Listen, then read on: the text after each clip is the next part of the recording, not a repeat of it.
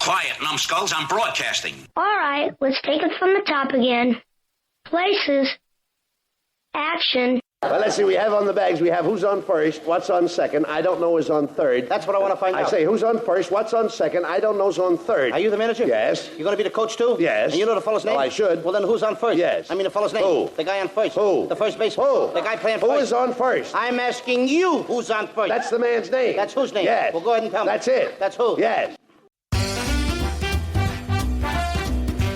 Join us for another voyage back in time on Classic Radio Rewind. From adventures to westerns, from comedy to sci-fi, this is your ticket to Theater of the Mind. Without any further ado, here's your host for Classic Radio Rewind, Barry Slinker. Thank you, Dex Rowe, and welcome to this special Halloween edition of Classic Radio Rewind. This week's edition features George Edwards' 13-part serial, Frankenstein. It's based on Mary Shelley's novel Frankenstein and follows the story of Baron Victor Frankenstein, a brilliant but mad scientist who creates a living being from dead bodies.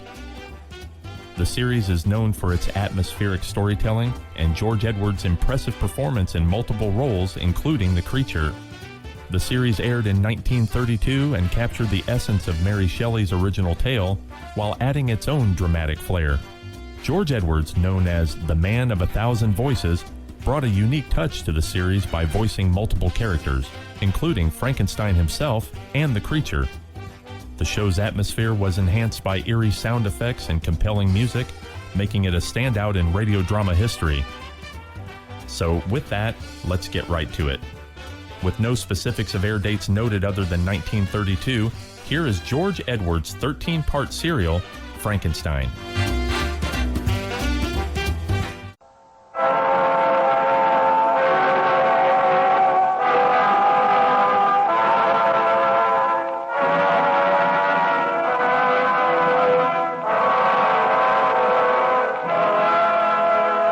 We now present George Edwards in Frankenstein.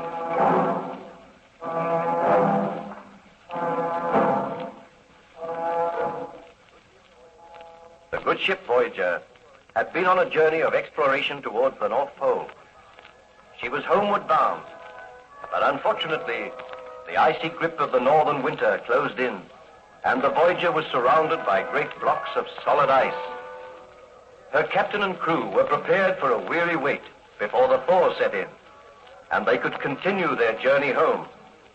Shortly after noon, Captain Walton and his first mate, Mr. Boyd, were standing on the deck of the Voyager. They looked out across the icy wastes.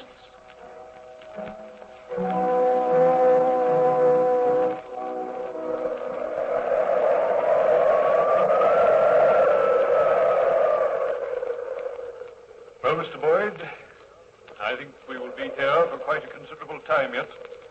There's no sign of the thaw setting in. Yes, the trouble is to keep the crew occupied, Captain. And they're beginning to grumble a good deal already.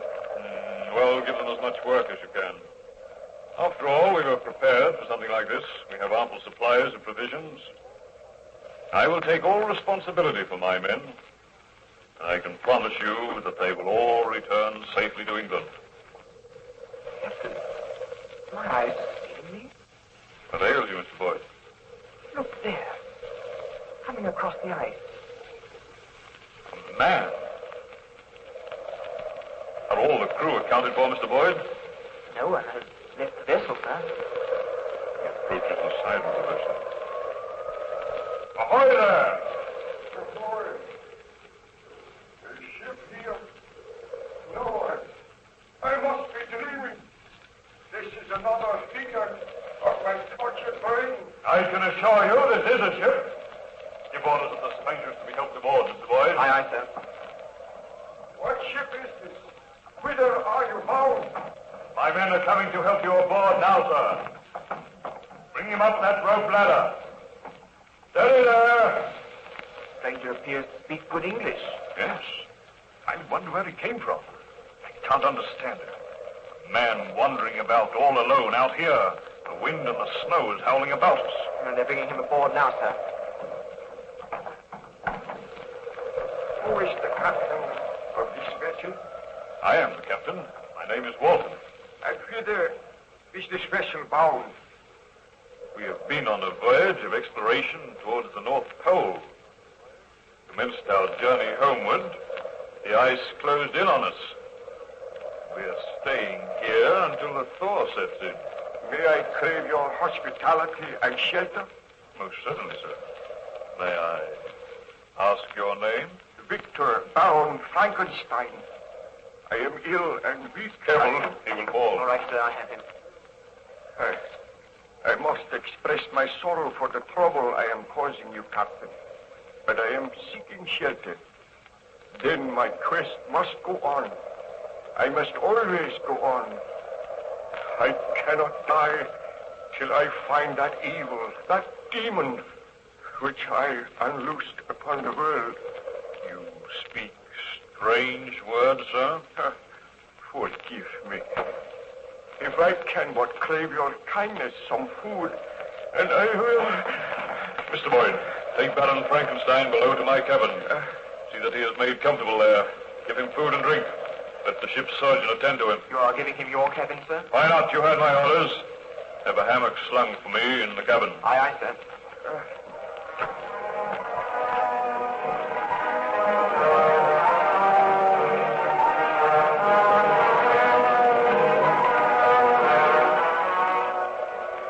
Well, Mr. Boyd, how does the stranger progress? We put him to bed, sir. He slept for quite a long time. He seems better now, but I think his mind is rambling. Why do you say that? Well, ever and anon he speaks of some demon, some fearful monster, who peers through the porthole. We had to use force on one occasion to persuade him to return to his bed. Strange. Perhaps his wanderings have deranged his mind. Do you think it is safe to leave him without a guard? Do you think we should take the precaution of locking your door, sir? He appears to be a gentleman. No doubt he has a strange story to tell. Has he mentioned anything which might supply a key to this mystery? Or why he was wandering about here in these icy wastes? He says that he was searching for an evil spirit, for a destroyer, a taker of human life. There's something about the man which makes me afraid, sir. Oh, Boyd, the man could do you no harm. I will go down and speak with him myself. Do you wish me to accompany you, Captain? No, I will go alone. But should he become violent? Oh, the man is weak and ill. How can he become violent? He struggled with us when we dragged him away from the porthole. He says he must be watching, forever watching. Poor devil. I will try to persuade him to tell me his story. Wait here on deck, Boyd. I will send for you if I need you.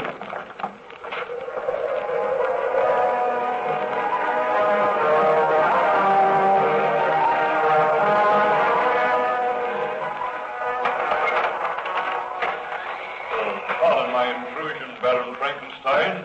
I came to inquire after your help. Why was I locked in this cabin? Why are you keeping me a prisoner? I am considering your own safety. Considering my own safety? I tell you, sir, my life means nothing to me.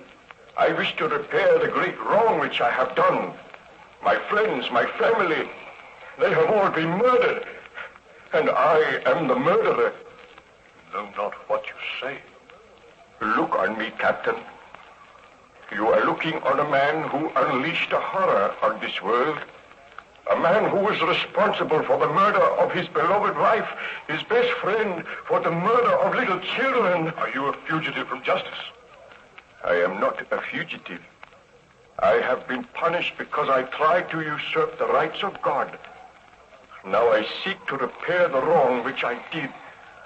I do not understand you. Bid your sailors keep a close watch.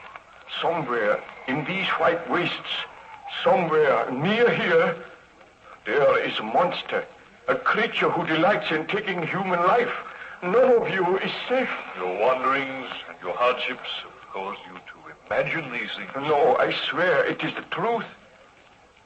Near this vessel, I saw a giant footprint in the snow. It must have been the footstep of the monster which I created. Would you like to tell me something of your story? Captain Walton, I do not know if you will believe my story when I tell it to you. Perhaps you may have proof. Perhaps someday you will look upon this monster. Oh, may heaven grant that you do not. If it will help you to tell me about it, Baron Frankenstein, I assure you I will make a ready listener. Be seated, Captain. I have told you that my name is Baron Victor Frankenstein. I was born in Geneva, and my family is one of the most distinguished in that republic. My father had filled several public situations with honor and reputation. He was respected by all who knew him for his integrity. So you can see, sir, that I grew up in the most ideal surroundings. When I was 17, my parents sent me to the University of Ingolstadt, and there I became interested in science. During my attendance at the university, my beloved mother died.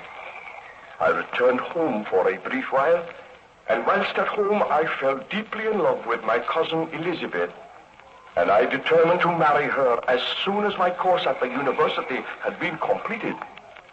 I returned to Ingolstadt and continued with my studies. I read deeply, and gradually a most dreadful thought occurred to me. From my readings and my studies, I realized that it would be possible for man to create man. I became aware of the tremendous power of electricity. I was caught once in a terrific thunderstorm. I observed how the lightning had split an oak tree in half, and the knowledge came to me that just as electricity can destroy life, so can it create. Then and there, my horrible resolve was born. I vowed that I would not rest until I had created a man. This seems incredible, Baron Frankenstein. Oh, it may seem incredible to one who is not acquainted with science, but I studied and experimented, and when I retired from the university, I begged my father to build me a laboratory near our old home. He agreed to do this, and then I took into my confidence an old family servant called Julio. The man was crippled, but he had a keen and agile brain, and he was interested in my experiments. For months we worked. I intended to create a creature who would be both strong, good to look upon, and noble. Are you speaking the truth, Baron Frankenstein? I swear that I speak the truth. Did you succeed with this monstrous project? I swear a holy oath that I succeeded. I created a man. I usurped the rights of God. Did I say I created a man? That is not the truth. I created a monster. A monster? Why, you might well shudder, Captain Walton. I will tell you the story of the creation of this monster. I will tell you why you found me wandering about the White Wastes. How did you get here? I chartered a ship. I paid a crew. We were wrecked upon an iceberg, and all perished save one person. I was the miserable person who lived on because I had to live. I cannot die until I have destroyed that which I have created. But if you created this monster in Geneva, what is it doing here out in the white wastes of the north? Oh, I am tired, my friend. The story is too dreadful and horrible. Let me regain my strength so that I may complete my work. What I have created must be destroyed. Oh, my poor fellow. I assure you that we will give you every care and attention. Still you do not believe me.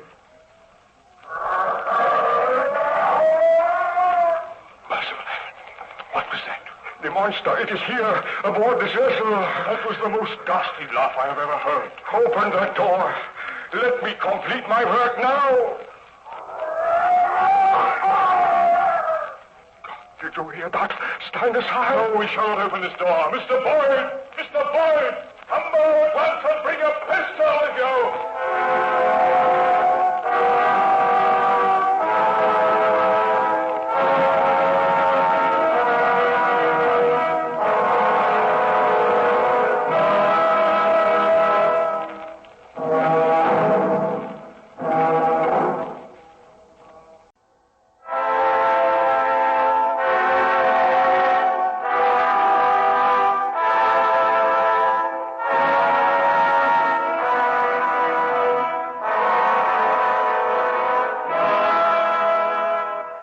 We now present George Edwards in Frankenstein.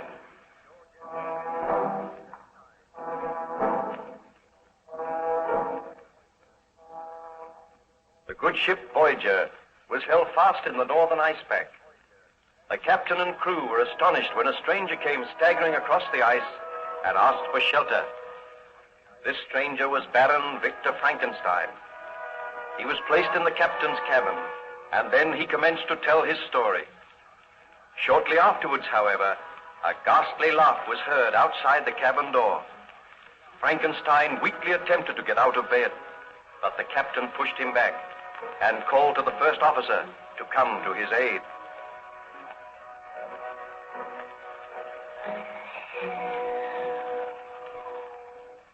Captain Walton, you are condemning your first officer to death.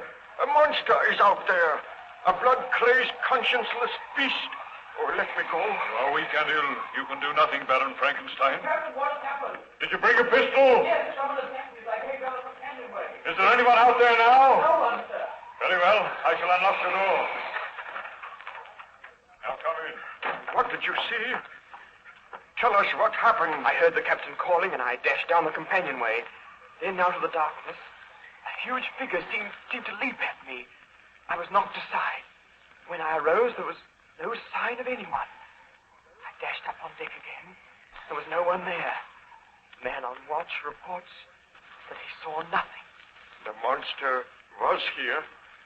You are lucky to be alive. I believe your story now, Baron Frankenstein.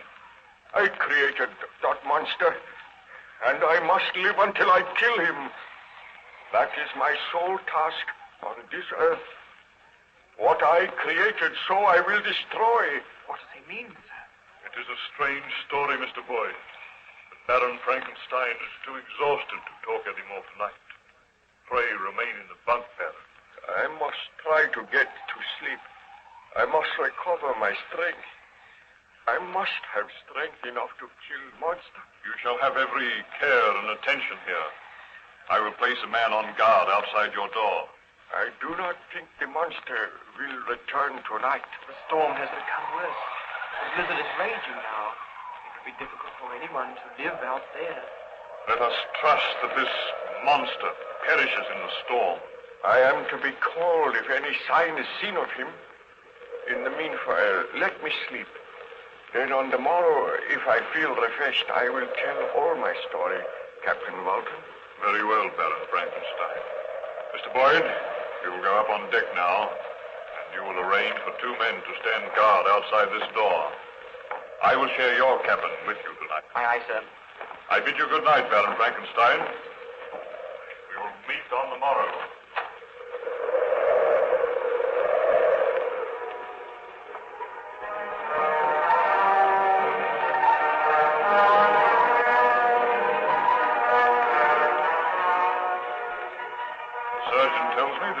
Much better today, Baron Frankenstein. Yes, Captain. I feel much better. Was there any sign of the monster during the night? Nothing was seen. Please be seated. I know that you are interested in my story, and you are puzzled by these strange happenings. I am extremely puzzled. Well, I told you that after I left the university, my father built a laboratory near our house. Each day I used to spend hours in this laboratory working with my servant Julio. Day after day I read and studied so that my great experiment would be a success. Sometimes by night Julio and I would visit graveyards to exhume freshly buried bodies. I was going to make a man, and the creature of my making was to be beautiful. I slaved and labored, neglecting my family and my friends, neglecting my fiancée, Elizabeth. It so happened that at that time my greatest friend, Ernst Clerval, came to stay at our home. He had been at the university with me, and he had a vague inkling as to the nature of my experiments. However, I had become sullen and morose. I shunned my friend, and as my experiment neared completion, well, I became possessed by a strange, tense excitement. Imagine me In my laboratory, late one afternoon, Captain Walton, I glanced out of the window and saw that the sky was dark and overcast. My servant Julio stood by my side. Now and again, he would glance over at the great bench on which lay a huge, inanimate figure swathed around with yards of bandages. I walked over to where the figure lay. Julio followed me. Julio, I have news for you. I think that tonight we'll see the end of our work. Do you mean that the figure will come to life tonight, my master? I hope so. If the threatened thunderstorm takes place, there will be sufficient electricity to bring light to this inanimate mass. Look at it, Julio. At present, it is a lifeless mass shaped in the form of a man. For months, we have worked over it. Tonight, if the storm breaks, we shall raise this figure to the top of the tower in the laboratory, and there it will stay for 1 hour while the thunder crashes and the lightning flashes. Then we shall lower the body onto this bench once again. The wrappings will be taken off, and who knows? I may have created a man. Think of it, Julio. My work will be rewarded. I am afraid, master, we should not do this. Fool, why are you afraid? I am about to make a name for myself. I will be the greatest man in the world because I have created another in my own likeness. Throughout the centuries, men have tried to do this, but I will succeed. I know it. You may not be meant to succeed. Who is there? It is Clerval here. May I come in, Victor? Yeah. All right, Julio. Unlock the door. Oh, thank you. I wondered if I might watch you at work. Ernst, the time is ripe now for you to share my secret. My experiments are almost at an end. I suspect the nature of your experiments, Victor, and I almost dread to ask if my suspicions are correct. Look on this bench. Tell me what you see, Ernst. A huge, inanimate figure swathed around with bandages. My creation. Tonight, this figure shall have life. Victor, you must not do it. Man is not meant to do that. Oh, you are like Julio. He is also afraid. I want to speak with you privately. Bid Julio be gone. You may go, Julio, but be here tonight at 7 o'clock. We shall wait for the storm to break. The clouds are banking up now. I will obey you, my master. Victor, your life is bound up in this strange experiment, which I do not think for one moment will succeed. But might I point out that you are in love with a very beautiful and charming girl. You are neglecting her, and she feels this neglect keenly. Clerval, my friend, I know that I have been neglecting Elizabeth, but she will be proud of me, proud to marry me.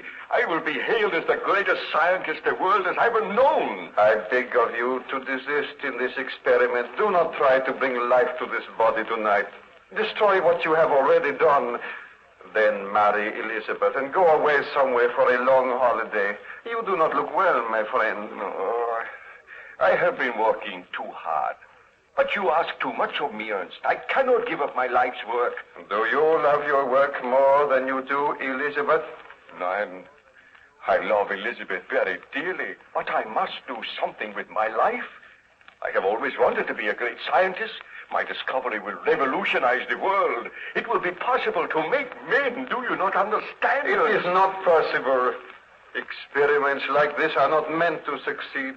You are usurping the right of God. Ernst, you are my best friend. You cannot seriously ask me to give up this work. I am going to ask you to be here in this laboratory with me tonight to watch as I unbind the bandages from this figure and to know that my experiment has succeeded. Very well, Victor, since you insist. But I do think you should take Elizabeth into your confidence. Let her come here tonight. Oh, she will be afraid. We will all be afraid. But without wishing to dampen your ardor, let me assure you that I do not think this experiment will succeed. We shall see. Well, come. come with me now. Speak to Elizabeth. Tell her that you have been neglecting her and ask her to be present tonight. I will do that. We will go and seek out Elizabeth now. Well, Captain, I sought out my fiancée. I told her the truth. First she was horrified, but gradually she became interested, and she consented to be present in the laboratory that night. After dinner, the storm developed rapidly. The thunder roared, and there were great streaks of forked lightning. Together, Elizabeth, Ernst, and myself went to the laboratory. There we found Julio awaiting us, and I led the way to the bench on which lay the inanimate figure. When we reached the bench...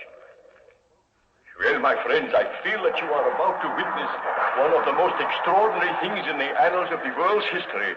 Before you see a great inanimate figure entirely covered in bandages. By means of pulleys, Julio and I will raise that figure to the top of the tower, where it will remain for an hour. Then we will lower it, and I think the figure will have life. No, you cannot do it, Victor. You must not. I am afraid. Elizabeth, you said you had confidence in me. Will you promise me this, Victor? If the experiment is a failure, will you marry me and let us go away together? Never attempt to do this again. It is madness. I promise that if the experiment is a failure, I will discontinue all attempts. Now, does that satisfy you, Elizabeth? It does. Oh, do not worry, Elizabeth. I feel sure that this experiment cannot succeed. You hope it does not succeed, Ernst, but we shall see. The storm is at its height now. Come, Julio. Help me to place the body on the lift. Oh, careful. Roll it over. Victor, I beg of you, do not do it. Try it, please. Now, Julio, pull the ropes and I will assist you. Pull.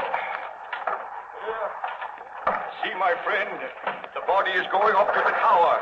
There it will be exposed to the full fury of the storm. Watch. The lightning frightens me. But this is a dreadful storm. The body is in place now. It will remain there for an hour. We must be patient. We will wait here. And in an hour's time, I will lower the body, unwrap the bandages, and perhaps I will have created. Please proceed, Baron Frankenstein. Tell me what happened. I can tell you no more today, Captain. I am weary now, and the memory of the past upsets me. Please be patient. I will be patient. I will leave you to rest now, but I will return later, anxious to hear the remainder of your story.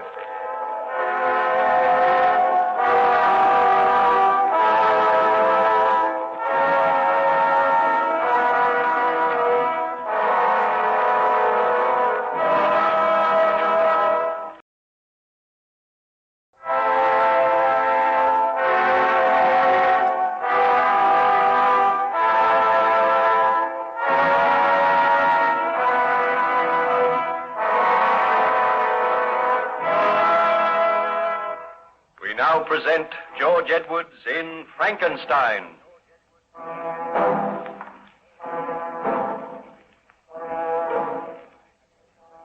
Baron Frankenstein had taken refuge on the ship Voyager, which was icebound somewhere near the North Pole. The Baron was weak and ill, and the captain and his officers did their best to restore him to health. Gradually, he told them his story, and he explained to the captain of the attempts he made to create a man.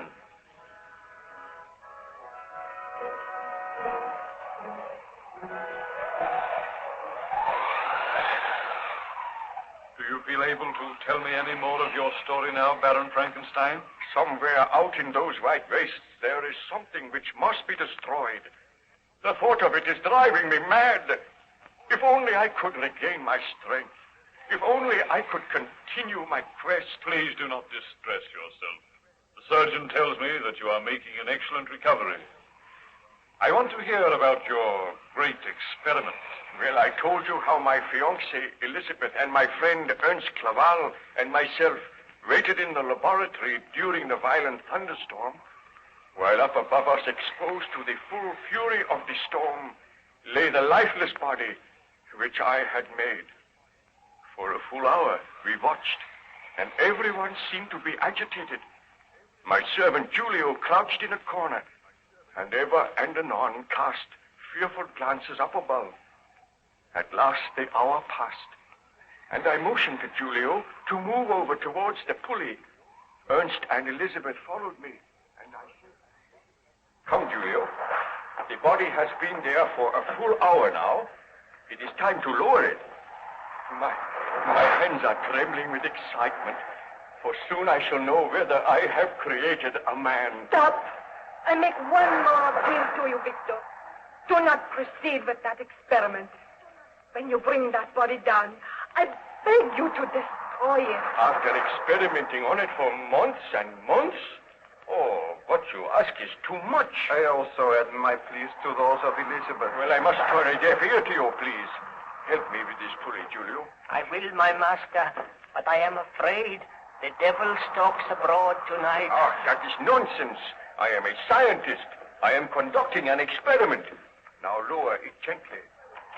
The storm seems to have abated a little. I seldom remember a worse storm. The thunder is still pealing. It is a fitting night for devil's work.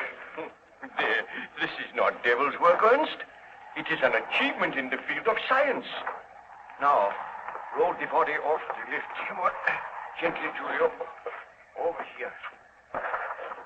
Last time. Close, all of you. What are you going to do? I'm going to unwrap the bandages. We'll start here. Nothing will happen. Nothing can happen. Whitefielder, I must pray. Please do not let this creature have life. We should all pray. It is not too late to stay your hand, Victor. Quiet. I feel sure that I am on the verge of success. I am removing the wrappings now.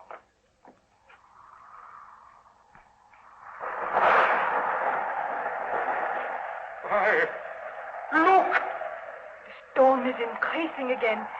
It sounds almost as if the voice of the heavens is protesting. Look at the face. It is horrible. I did not mean the face to be like that. I thought it would be beautiful. The skin is all drawn tight. It is awful.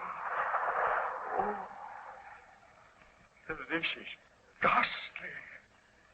There is no sign of life. Wait. I will remove the outer bandages. I have never seen such a hideous, bestial face. No creature like that could have life. Elizabeth, what ails you? The eyelids. I swear I saw them flutter. The eyelids did move. No. We must be dreaming.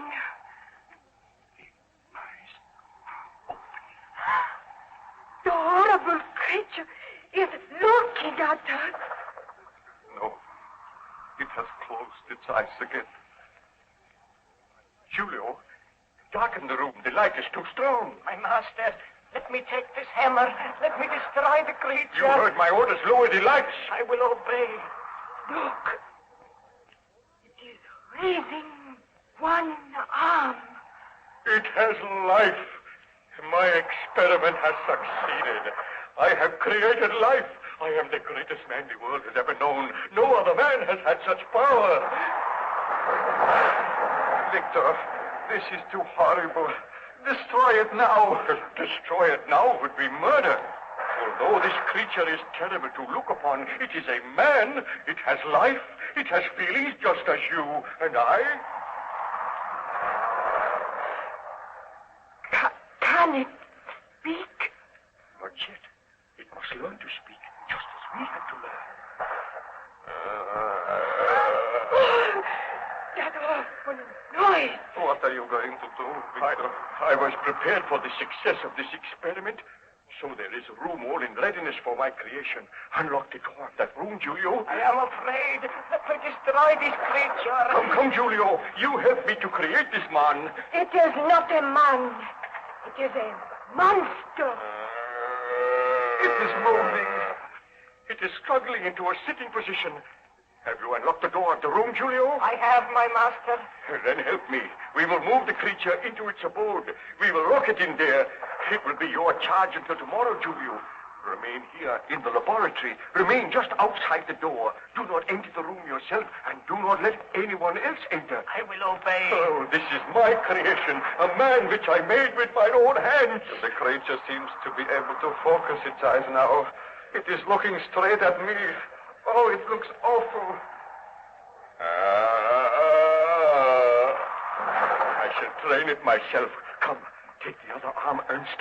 Let us help it to walk across the room. No, I cannot touch it. There is much I would do for you, Victor, but I cannot touch that monster. I feel that I am going mad. There is no need to be afraid. The creature is helpless. It can barely walk. You help me, Julio. Take the other arm. No, do not make me touch it. Do as I say. Look, I have taken one arm. Now, help it off the bench.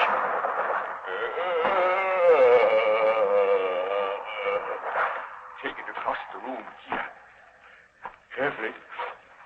It can barely drag one leg onto the other. I have never seen anything so horrible. I admit I am disappointed in the appearance of my creation. It seems that in gaining life, the skin has become stretched tight and the features have coarsened. Still, the creature has life, and that's the main thing. Now we will place it in this room. Careful, Julio. Now, help me. Help me get it on the bed. The bed is not big enough. The creature seems to have become taller and bigger. That is the extraordinary thing. Probably caused by the electricity. Leave it on the bed. Now come outside. I will lock the door. You take the key and keep it, Julio. I am glad the door is locked. I feel safer now. I feel a strange and almost overpowering sense of triumph. In my wildest dream, I had not hoped for success, and I... Victor! He has fainted. No. I felt strangely weak. Help me to get out of here. Let me go to my room. Baron Frankenstein, your story seems extraordinary. What became of the dreadful monster which you created? I felt weak and ill that night, and Elizabeth and Ernst helped me to my room. There, I fell into a deep and troubled slumber. I awakened in the morning to find both Ernst and Elizabeth standing by the side of my bed. As soon as I saw them... Ernst? Elizabeth, what are you doing here? We were worried about you. Oh, I remember now. My great experiment was a success. I must go to the laboratory at once. Victor, I beg you to destroy that creature. Just as you gave it life, so you can take that life away. I know that you will never be happy while the creature lives, and I know that I can never be happy. For the sake of the love you bear me, for the sake of the happiness which we desire, I beg you to destroy the creature. Elizabeth is right, Victor. Your experiment was not altogether a success. You hoped to make something beautiful, and the result has been a hideous monster, a monster which you cannot unleash upon the world, or it will be forever upon your conscience. Perhaps you are right. I know we are right. Please, Victor, if you love me, you will do what I ask. Well, I will dress at once, and then I will go over to the laboratory and make arrangements to do away with the monster. You shall come with me. I will not go. I will go with you, Victor. Good. Then if you wait for me downstairs, I will join you. It seems that you regretted your somewhat rash experiment, Baron Frankenstein. I did, Captain Barton. And I feel happier when I had made up my mind to destroy my creation. I dressed hastily and went downstairs, where I found Ernst waiting for me. We walked across to the laboratory and entered the room, and then I called. Julio! Julio! It is strange that he does not answer. I ordered him not to leave here. Look, the door of the room where you put the creature. There is no door there. It is wrenched off its hinges. What could have happened? Look, there in the corner. What is it? Let me see.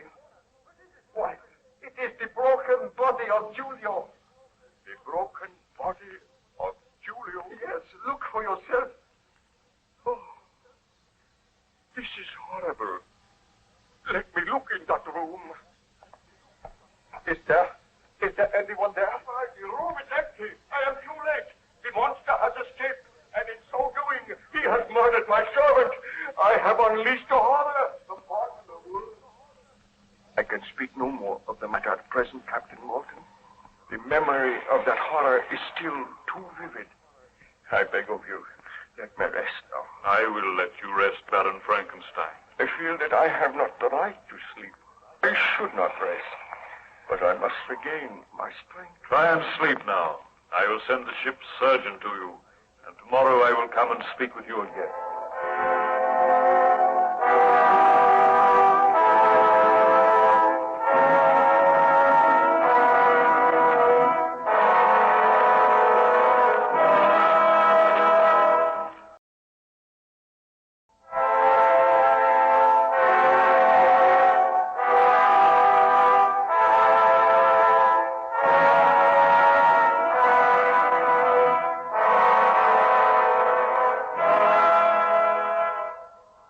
Present George Edwards in Frankenstein.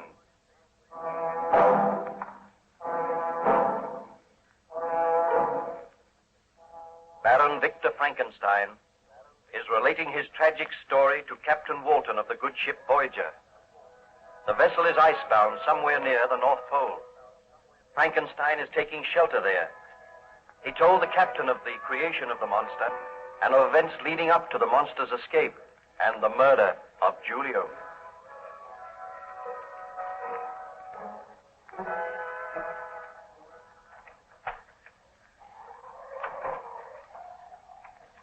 You look much better this morning, Baron Frankenstein. I trust you had a good night's sleep. I feel better, thank you, Captain. Tell me, what happened after you discovered the body of your servant Julio? I recall it quite clearly. My friend Ernst Clerval and myself were in the laboratory. We found that the door of the monster's room had been burst open, and there was the broken body of Julio lying upon the floor. We bent over the body and then... Do you realize, Victor, that you have unleashed a monster upon the world, a killer? Anybody's life may be in danger. We must make a search immediately. I will organize a search party. All the peasants on the estate can join in the search. I now realize the enormity of my crime. I will aid you, but I do not know what Elizabeth will say when she learns of this. What are the authorities going to say? How am I going to explain the broken body of Julio? You will have to tell the truth to the police. But they will not believe me. They think I am mad. Oh, you were mad to attempt this experiment. I am only sorry that it has succeeded. Elizabeth will be appalled when she hears this news. I will search for the monster, I promise you. But I do not think there is anything further to fear, Ernst. The monster will perish. I wish that this were only a dream, some horrible nightmare, and I could awaken to find it was not true. Poor Julio's body proves the truth of what has happened. I know, but somehow my fear has vanished. I am going to seek my own happiness now. Oh, how can you talk like that when the monster is at large? The monster will be found. If not, he will perish. Let us go. Tell me, did the police succeed in finding the monster, Baron Frankenstein? They did not. The search went on for days, and still there was no trace of the monster. But my hopes were high. I felt sure that the creature had wandered away somewhere in the hills, and there perished from cold and starvation. There came a day when I had almost forgotten the monster, and my experiments, they seemed like some dim dream of the past. I sought out Elizabeth, I feel sure that we will have no further fear of the strange creature for which I was responsible. I am asking you now, will you marry me and come away to England? Let us take a long journey together. But Victor, does your conscience allow you to live here? Are you sure that nothing further will be heard of this horrible creature? Oh, it is some months since the monster disappeared and nothing has been heard of it. It is safe for me to go now, Elizabeth. How long shall we be away? For at least 6 months. Then we shall return here and settle down in my home. Oh, please say that you will marry me as soon as possible, Elizabeth. There is only one request I have to make of you, Victor. What is it? My sister's child, William, needs a home. His mother is very ill. His father is dead. Can he come and live with us? Well, of course. I am very fond of William. We shall adopt him. and he shall be as our own child. Oh, you are very kind, Victor. Oh, I'm just a man in love with a beautiful woman. Now, let us go and tell your father. We will be married very soon, and we shall make all arrangements for our journey. Well, Baron Frankenstein, I trust you are not too tired to continue with the story? No, I am just marshalling the facts recalling my happy marriage, those glorious few months in England, and then my return home. How long did you remain in England? For 8 months. We had a delightful holiday there, and I returned to my ancestral home, and my wife and I settled down. During our absence, we had left the child William in charge of a nurse, whom we called Justine. She was an old friend of the family. She had known my wife for years. A few days after our return, Justine approached my wife. Master William desires that I shall take him out for a walk. Do you think the weather is clear enough, Baroness? Oh, I think the child could go for a walk. What do you think, Victor? By all means, the sun is shining brightly now, although there are clouds on the horizon. Clouds under the horizon. Thick black clouds. I fear there may be a storm. Oh, just such a storm as one. Please, Victor. We agreed never to talk of that. Well, may I take the child for a walk? Yes. Just a short walk down to the lake, Justine. Tell me, Justine, do you like the child? Do you think that young Master William shows promise? He is rather a wayward child, with a very strong will of his own. But I am fairly strict with him. Oh, you must not be too strict with him. Remember, we were all young once. I will remember that, Baroness. All right. Take him out now. But do not take him any further down the lake. If there are any signs of an approaching storm, bring William home at once. I will, madame. Tell me, Elizabeth, what do you think of Justine? Oh, I have known her for years, my dear. But you do not seem to like her. She is rather a grim and forbidding woman. Oh, in reality, she has a very kind heart. Come over here, Elizabeth. Look out of the window. What is the matter? Look at those strange black clouds on the far horizon. They fill me with a sense of grim foreboding. Victor! Clouds gathered like dot on the day that I created the monster. Victor, do not think about it. The monster is dead. It is 12 months since he disappeared. But is he dead? The body has never been found. Darling, do you not think we would have heard if the monster had still been alive? I suppose so. Did you hear that? Thunder in the distance. Oh, I hope Justine has the intelligence to bring William home before the storm shows signs of breaking. Why am I seized by this nameless fear? That thunder frightened me. Darling, do not think of the past. Let us talk of something else. We know that your friend Ernst is due tomorrow. We hope he stays with us for some weeks. I will be glad to see Ernst again, but in a way he will remind me of the horrors of the past. Oh, you must do your best to forget. You must try and forget that the monster ever existed. I must tell myself that. I created the monster, and now that monster is dead. I will never see it again. Victor, what can I hear? That dreadful sound. Strange, dragging footsteps. The footsteps are approaching this door. Oh, Victor, I am frightened. The footsteps have stopped. Victor, what can it mean? Look, Elizabeth. The door is opening slowly. So slowly. Frankenstein, my master. We meet again. The monster. This cannot be. I told myself that the monster no longer exists. It is many months since we have met, my master. And now all that you desire. I can walk. I can move freely. I can think. And I can speak. Where have you been? Living in the woods these many months. Watching other folk. Learning to speak as they speak. And almost dying from intolerable loneliness. I come to make terms with you, my master. Terms? What mean you by that? Victor, he looks too horrible. That awful face. Those long, shambling legs. Tell me it is not true. Calm yourself, please, Elizabeth. I am an object of hatred and scorn and derision wherever I go.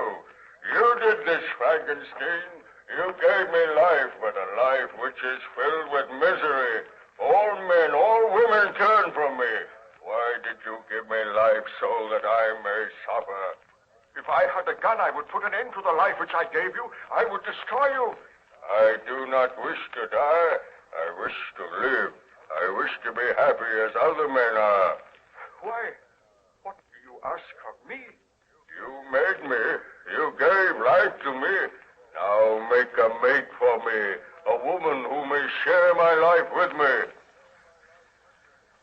What you ask is impossible. It shall be my mission in life to destroy you. Did you not kill my servant? That matters not. We will talk of this again. I have come to make a bargain with you. Give me a companion, someone to share my loneliness. Why should I not know happiness as others know it? Victor, you must not grant his request. Fear not, Elizabeth. I will never grant it. So be it, Frankenstein. You and yours shall suffer for this. What mean you by that? I killed one man, and I can kill others. And unless you heed my demand, unless you fashion for me a mate, then you and all your family will suffer. I will kill them just as I killed that man.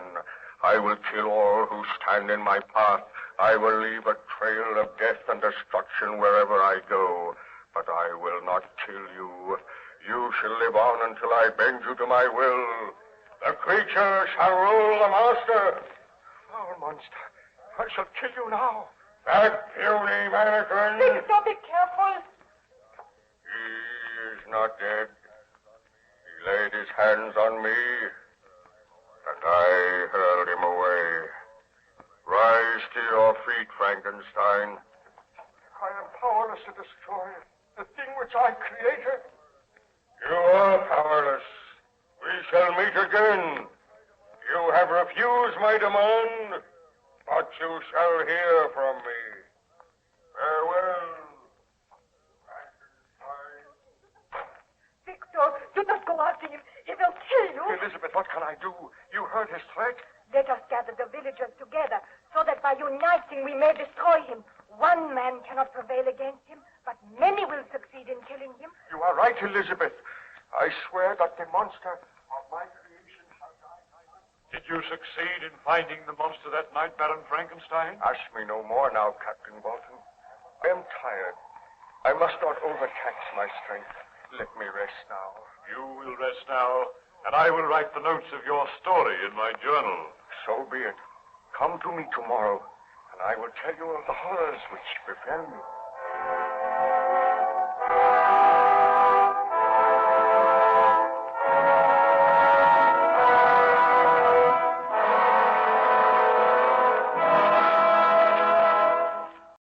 We'll continue with more from George Edwards' Frankenstein when Classic Radio Rewind continues right after this. Welcome back to Classic Radio Rewind as we continue with more from George Edwards' Frankenstein.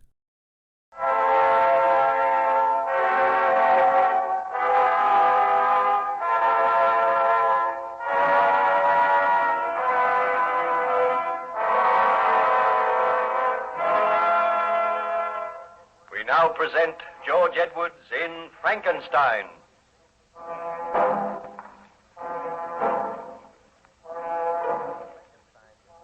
Baron Frankenstein is taking shelter in the good ship Voyager, where he is the guest of Captain Walton. While the Voyager was icebound, Frankenstein told the captain some of his tragic story. He told of the creation of the monster, of its escape and return.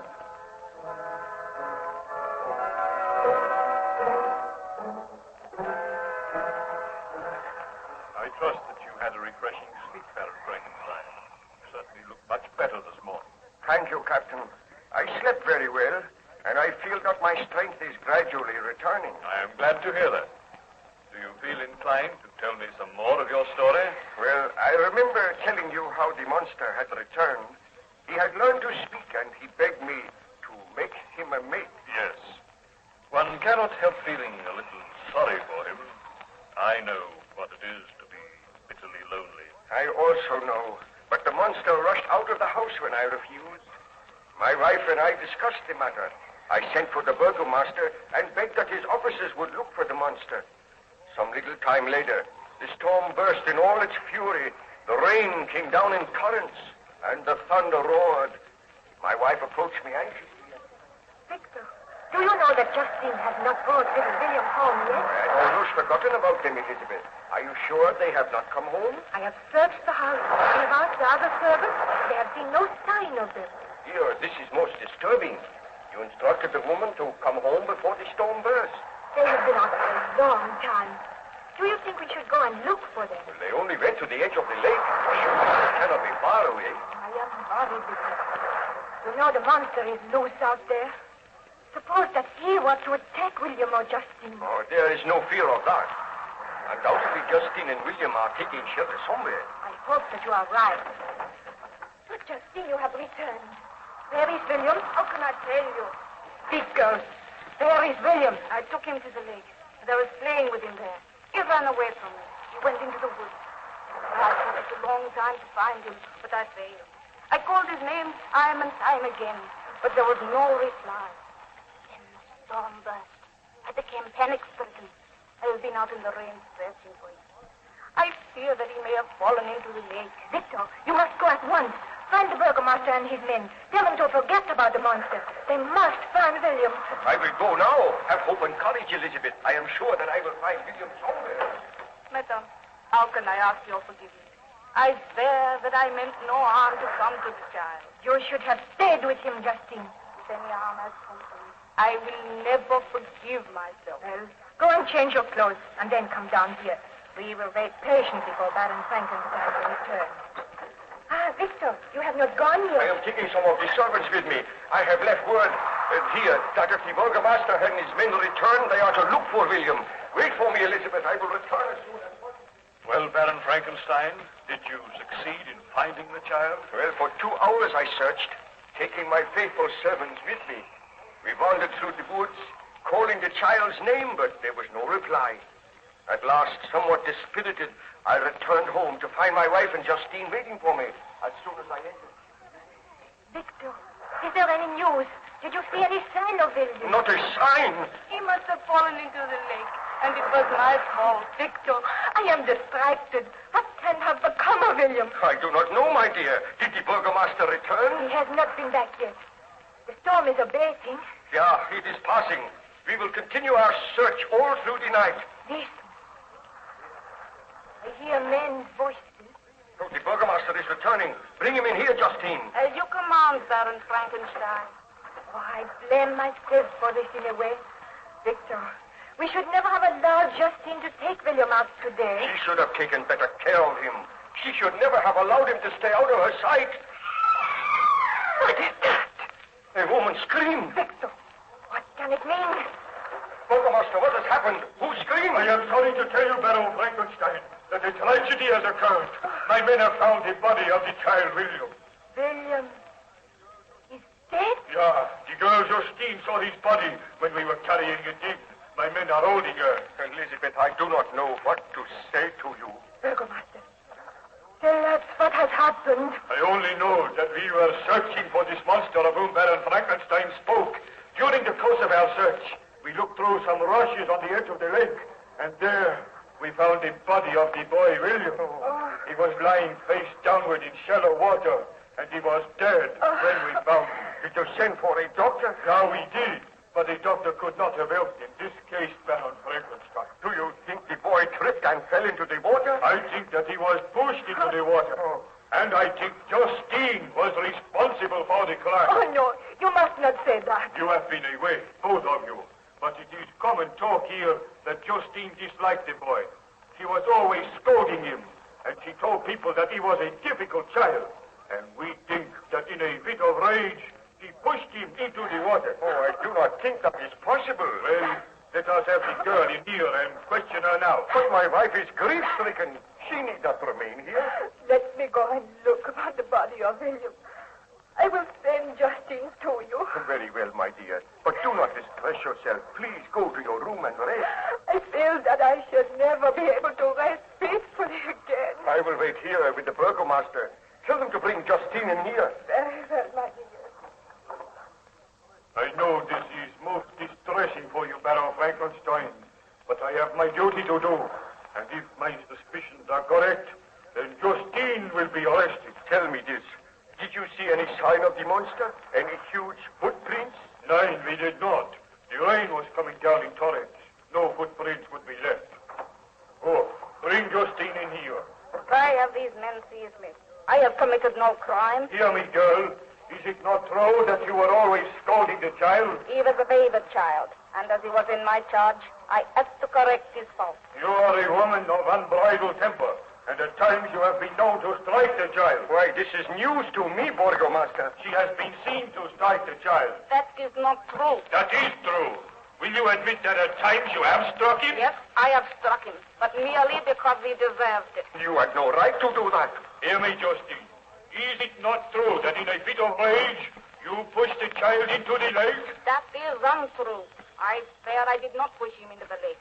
He ran away from me. He went into the woods, and I could not find him. You must believe me. We do not believe you. Baron Frankenstein, you know I would not kill the child. Address your remarks to me, Justine. Is it not true that in a fit of rage, you pushed the child into the lake, and then you were afraid of your mad act? You wandered around in the rain for hours and pretended you were looking for him. It is not true. Did you quarrel with him today? I was angry with him for running away from me, and I said I would slap him if I caught him. You terrified the child. I did not kill him. I am going to arrest you and charge you with the murder. You will stand your trial in due time. Baron Frankenstein, I appeal to you. I swear that the child came to no harm at my hands.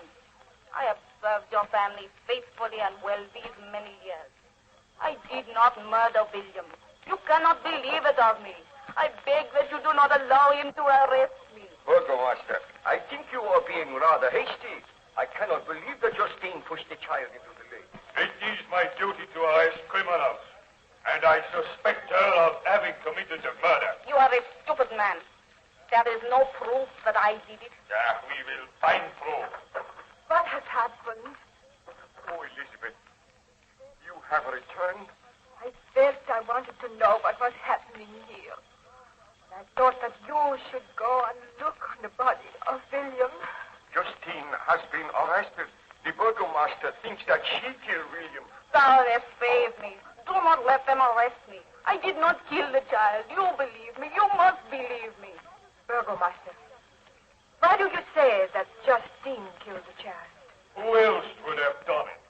Wait here. I wish to go and look on the body of the child.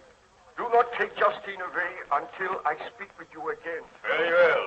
We will wait for you, Baron Frankenstein. I will return in a few minutes.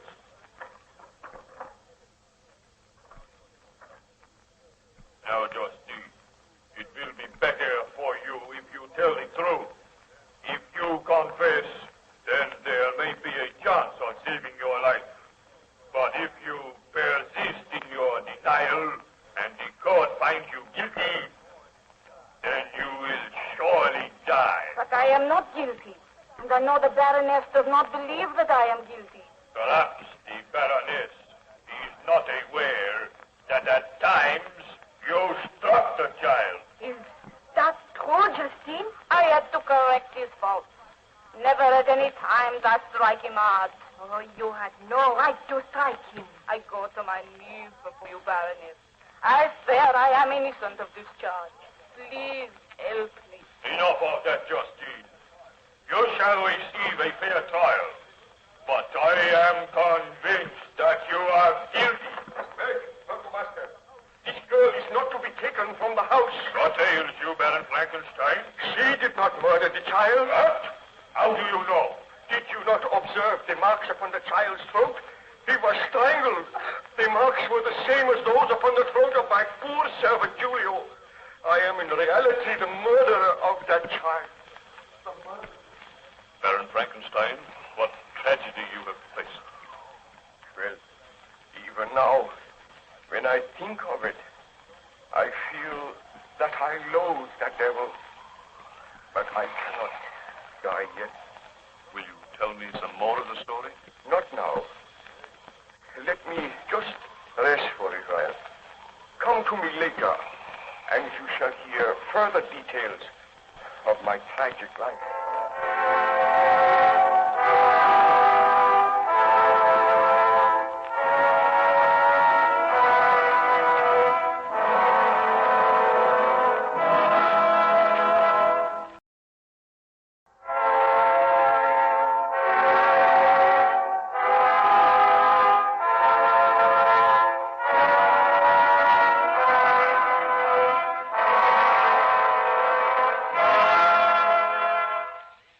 Present George Edwards in Frankenstein.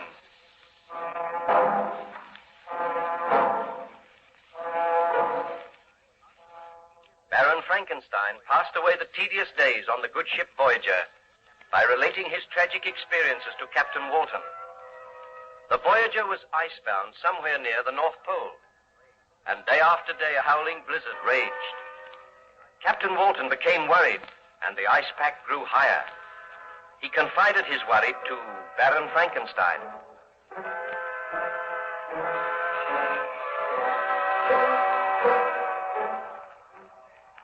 You look rather worried today, Captain Walton. Unfortunately, the weather shows no signs of abating, Baron Frankenstein.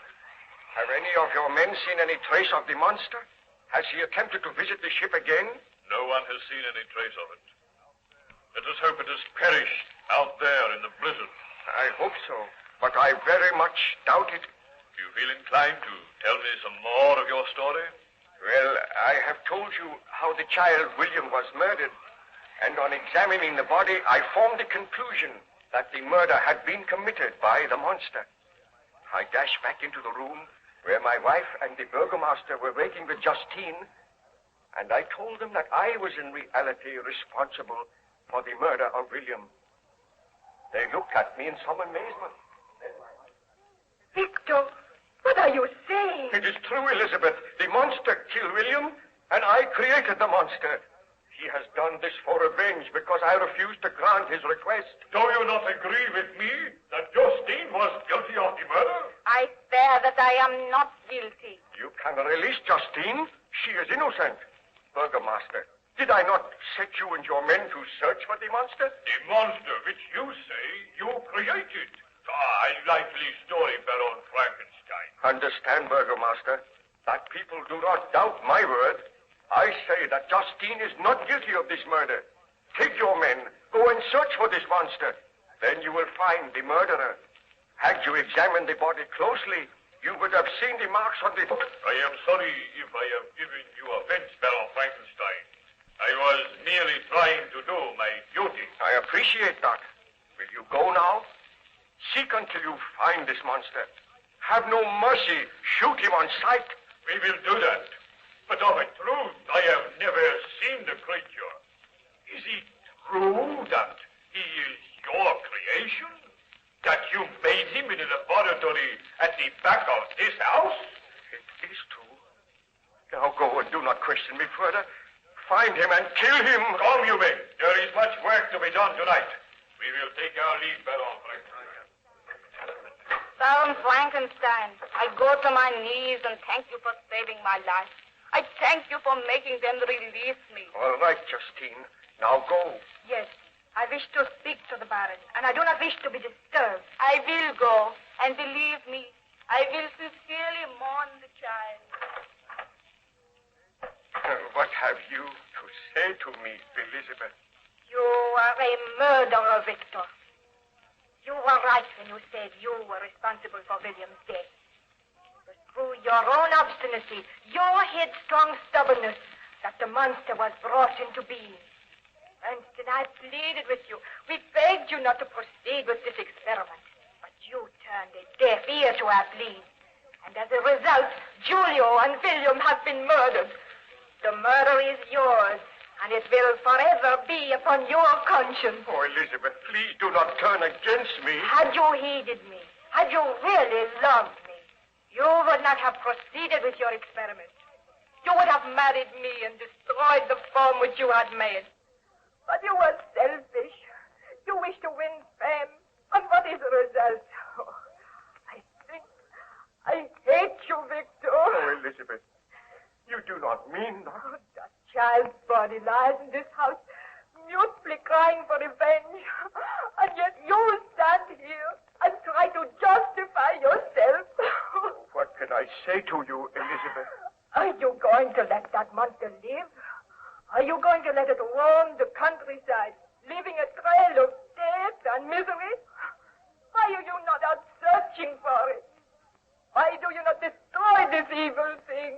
Very well, Elizabeth. I admit that I cannot justify myself. I will go now, and I shall not return until I have slain the monster. No, Victor. I do not mean what I said. If you go out there, the monster may kill you. You have shown me my duty very plainly, Elizabeth. I will go, and I trust that I will return. You must not go, Victor. The shock and the grief caused me to speak like that. I do not hate you. I love you, and I want you to stay here. It is because of my love for you. I want to repair the great sin which I have committed. You cannot go. Remember, Ernest Corval is coming tomorrow. Tell him what has happened, and do not fear for me. Goodbye. Did you succeed in finding the monster, Baron Frankenstein? Well, I wandered out into the night. I walked through the woods. I traveled for miles until I was footsore and weary. But still I saw no trace of the being which I had created. And then, just as dawn was breaking, I came to a little clearing at the side of the woods. I looked around curiously, and then eventually I heard a woman sobbing. I hurried in the direction of the sound, and as I came through the woods, I saw a peasant's cottage. Outside the cottage, a woman was kneeling beside the body of a man. She was weeping bitterly. I approached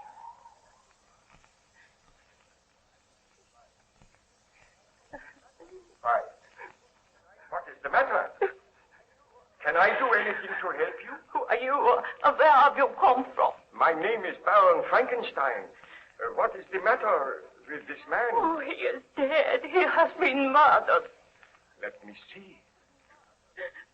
Oh, the same marks on the throat. This man was my husband. We lived here happily together for many years. And one day a strange creature came into the woods. He seemed to be half man, half beast, always prying through our windows, following my husband when he went to his work in the woods. Today, my husband took his gun. He shot at the creature, and the bullet struck him, but it had no effect. The creature advanced. He seized my husband by the throat. I was powerless to interfere, and in a few minutes, Gustav was dead. And then the creature ran into the woods, saying that all men were his enemies. Leaving a trail of death and misery. Oh, will you help me, sir? What can I do? I am so afraid. We will take your husband's body into the house. I will return to town, and you shall come with me. It is not safe for you here. What is this strange creature? Where did he come from? He terrifies me. Will help me to carry your husband's body. Now, gently now. Bring it in here. Come on, this way. There. We shall lay it on the couch. What can I do? Oh, Gustav, my husband. Take comfort. Although there is little I can say. Oh, listen. The monster approaches. Oh, we are not safe. We shall be killed. Greetings, Frankenstein. I thought that you would follow me. I have followed you so that I may kill you. This time I have a gun. You cannot kill me. We shall see. I am wounded, Frankenstein, but I will not die. You are the second man who has tried to kill me today, the second man who has wounded me, who has taught me the meaning of physical pain. Let this woman be gone. We have much to say to each other. Let him go. This creature is a devil. He cannot die. Poor woman. Why did you kill her husband? Because he was my enemy. All men are my enemies. And I take that gun from you, Frankenstein. You devil! You are so strong. Now we can talk. This woman will not return. She will run to the town for aid. I am the most wretched being on this earth. You are my creator, Frankenstein, and yet you despise and spurn me. You gave me life, a life that is filled with misery and wretchedness. You gave me this hideous form which turns all men against me. Do you expect me to love all men? Why did you kill a child? Why did you kill this poor peasant? Because he strove to kill me. Have I not the right to defend myself? Why do men strive to kill me? Why do they shudder when I appear? Is that not your fault, Frankenstein? Have I not suffered enough? Do you not think I have been punished? Everywhere I go, I seek bliss and happiness, but I am excluded because I am a hideous monster. Misery made me a fiend, but it is in your power to make me happy. Then there will be no further deaths, no further misery. When first you brought me to life, I was a poor, helpless, miserable wretch. I knew and could distinguish nothing, but I could feel pain, and I spent my days in weeping and misery. I will remember one day when I was oppressed with the cold. I was wandering in the woods. I found a fire which had been left by some beggars. I was overcome with delight at the warmth I experienced. I thrust my hand into the embers. I quickly drew it out again with a cry of pain. Thus did I learn the meaning of physical pain. But I have had greater suffering than that, Frankenstein. Wandering in loneliness. And yet you could give me happiness. I watched this couple, whom you call peasants. They were happy. They loved each other. A love which I could never know. I wished to be friendly with them, but they fled from me, viewed me with hatred and loathing. The man strove to kill me.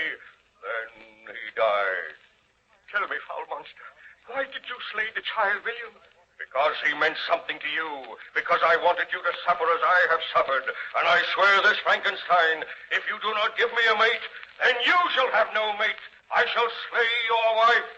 You dare to threaten to kill my wife? I swear that unless you start work very soon, unless you commence to create another creature, then your wife shall die. What happened, Baron Frankenstein? Did you agree to the conditions imposed by the monster? Oh, I can tell you no more today, Captain Walton. The memory of those horrors is still too fresh upon my mind. Return later, and I will continue with my story.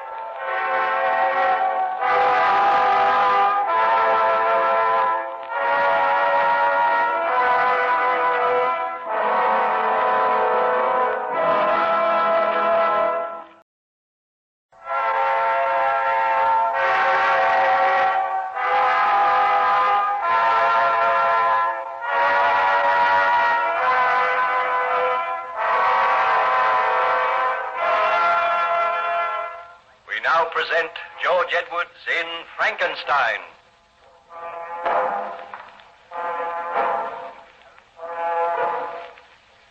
Baron Frankenstein related his experiences to Captain Walton, the master of the Voyager, the vessel which was bound on a journey in polar exploration. While the Voyager was icebound, Captain Walton spent much time with Baron Frankenstein, who was gradually recovering his health.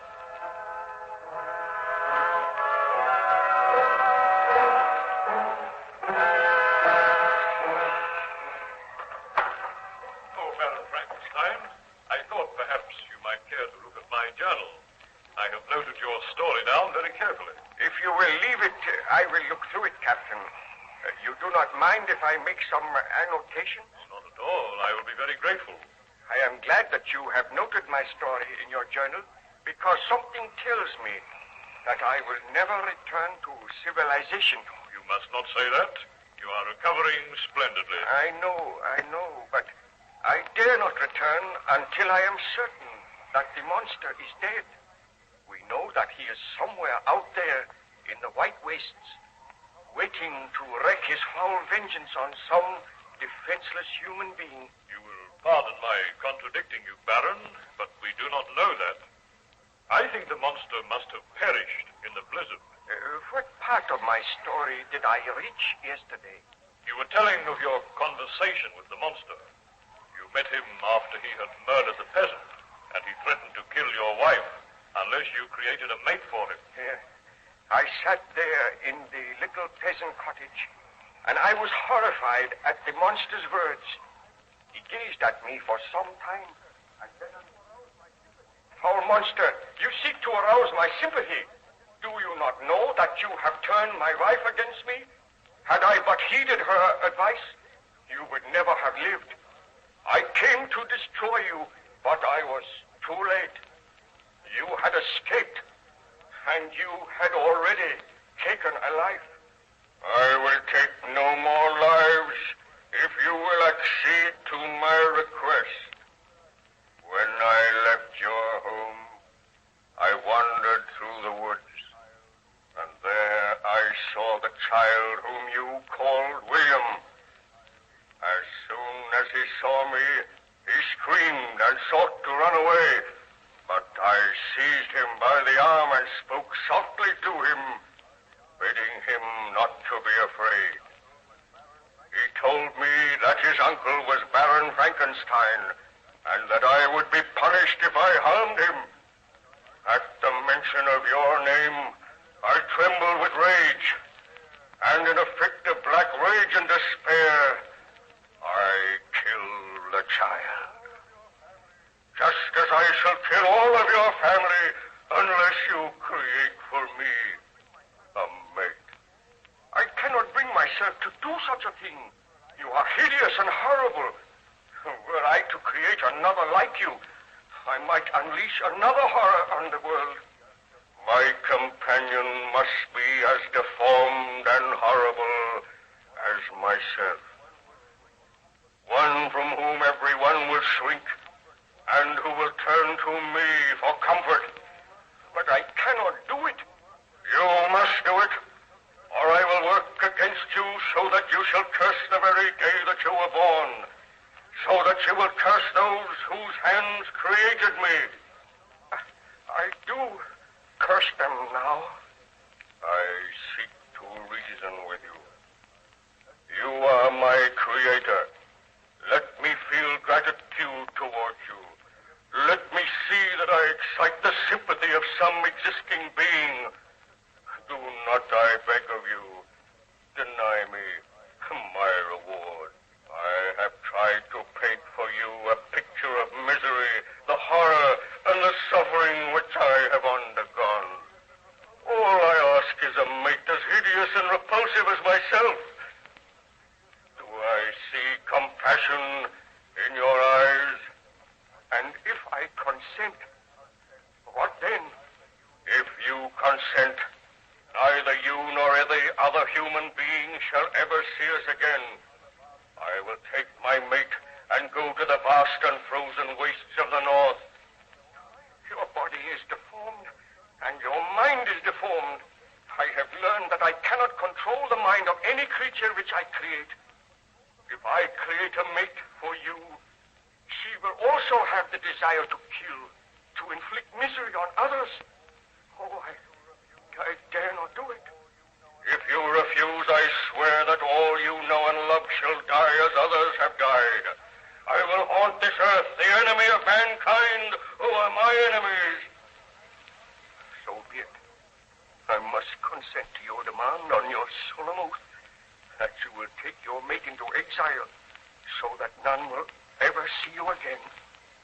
Do you swear to that? I swear by the sun and by the blue sky of heaven and by the fire of the love that burns in my heart that if you grant my prayer, you will never behold me again. Depart to your home and commence your labors. shall watch your progress with anxiety.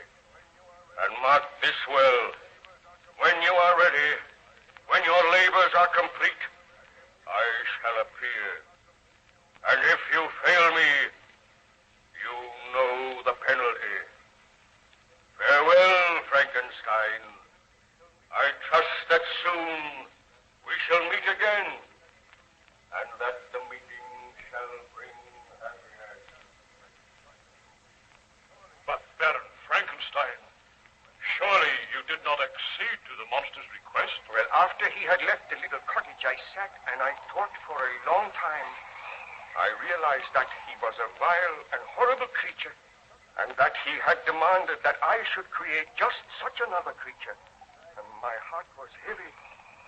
With dragging footsteps, I returned home, where I found my wife and my friend Ernst Clerval awaiting me.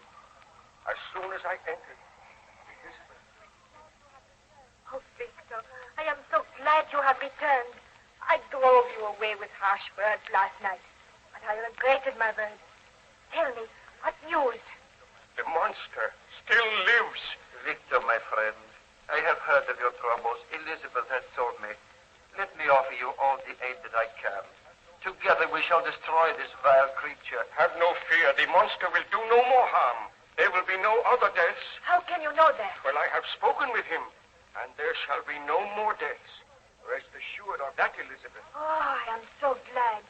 But can you trust this monster? I have been greatly punished for my sin. Tell me this, Victor. Did you consent to the monster's request? Surely you did not promise to create a mate for him? Elizabeth, there is so much at stake. So much harm has been done. Victor, you cannot do it. Already there is one vile, bloodthirsty monster roaming the earth. Dare you create another? Oh, give me time to think, please. Oh, Elizabeth, he is upset. Leave him alone with me now, and I will talk with him. Oh, I am so glad. Poor Victor has been out all night. He needs refreshment. I will see that a meal is prepared for you, Victor. Oh, I thank you, Elizabeth. Remain here with Ernst, and we shall talk of the matter later. Victor, my poor friend, my heart is heavy for you. What can I do to help you? Oh, help me, Ernst. I must grant the monster's demand. I tried to kill him. My shot wounded him, but he did not die. And before I could fire again, he took the gun from me. Did you promise to create a mate for him? I did, but my work shall not be done here. I will travel to some lonely island, and there I will have to study again for many months. And there I will create a mate for the monster, which I created. You must not do it, Victor. I must do it. Oh, having created one such hideous monstrosity is a sin for which you have paid heavily. Do not create another. If I do not, your life is in danger. Elizabeth's life is in danger. I must do as the monster says. So be it. I shall accompany you, and I will help you with your work. Oh, you are kind, my friend. A friend of mine has a cottage on a little island in the Orkneys.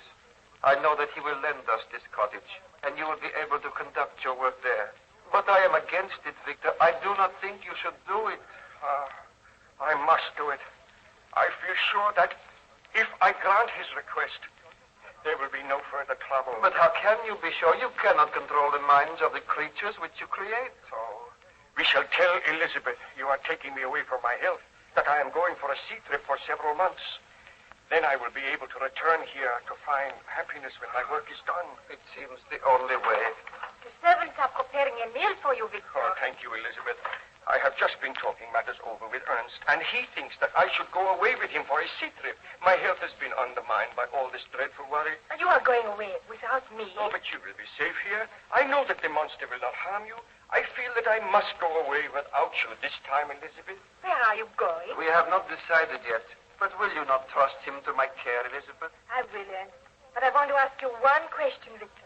Do you intend to grant the monster's demand? My dear, I am going away from here so that I will not grant the monster's demand.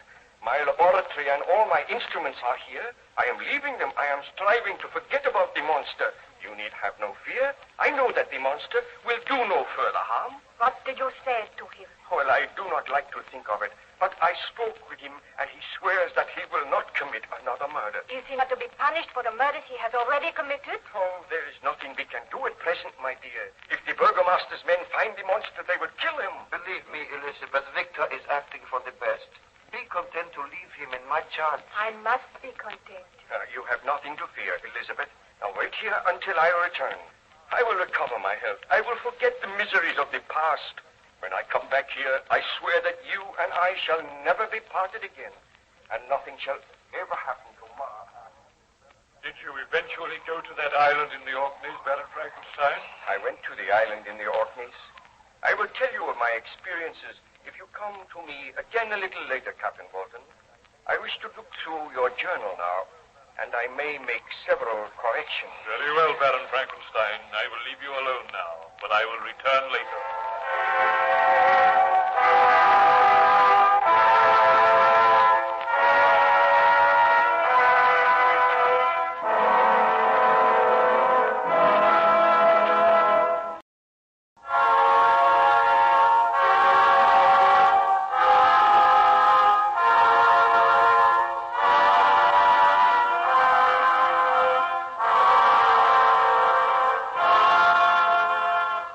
Present George Edwards in Frankenstein.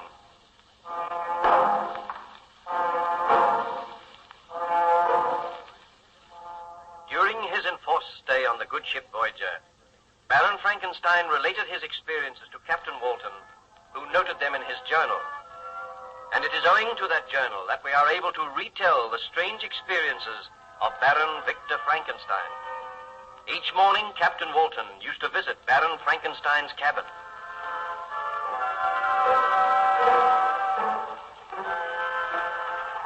Good morning to you, Captain Walton. Good morning, Baron Frankenstein.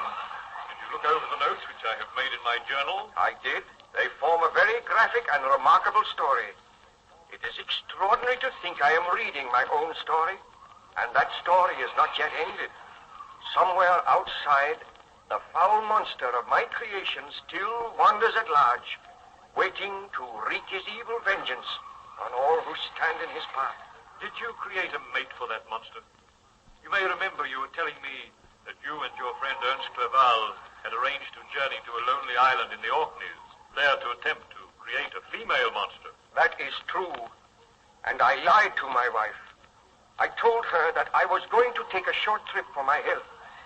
Eventually, I reached the island in the Orkneys, and there Ernst Clerval and I took up our residence in a large, comfortable cottage. I used one big room at the back to conduct my experiments. I studied night and day. I worked for months, and at last I molded a form which I hoped would someday have life and would be the mate of the monster which I had created. One night, I sat working over this form while Ernst sat by my side. He watched me at work.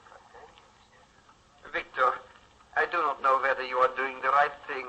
I do not feel that you should create another monster. I have doubts myself, my friend. As my work nears completion, I am afraid. I think that I will unleash another killer, another frightful monster to bring havoc and misery into the lives of many people, and yet I must go on. You do not know that the original monster you created still lives. He may have died by now, and if you continue with this work, you may have to destroy it. Sometimes I feel that the monster which I created will destroy me. Oh, you should not think of those things. Have you heard from Elizabeth lately? I received a letter from her yesterday. She begged me to return home and wonders why I am delaying so long. She must never know what I am doing. She will never forgive me. She will never learn. Come to bed now, Victor. You have worked long enough. You look tired and ill. I am tired and ill, but I cannot leave my work at present. You go to bed and leave me here. The truth to tell, I am tired of this cold, windy, unpleasant island. Will we be here much longer? Not very much longer. If I work through the night, it will merely be a matter of waiting for a thunderstorm. That might come tomorrow, and then my work will be complete.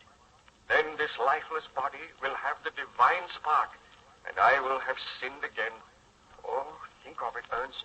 I should not do it.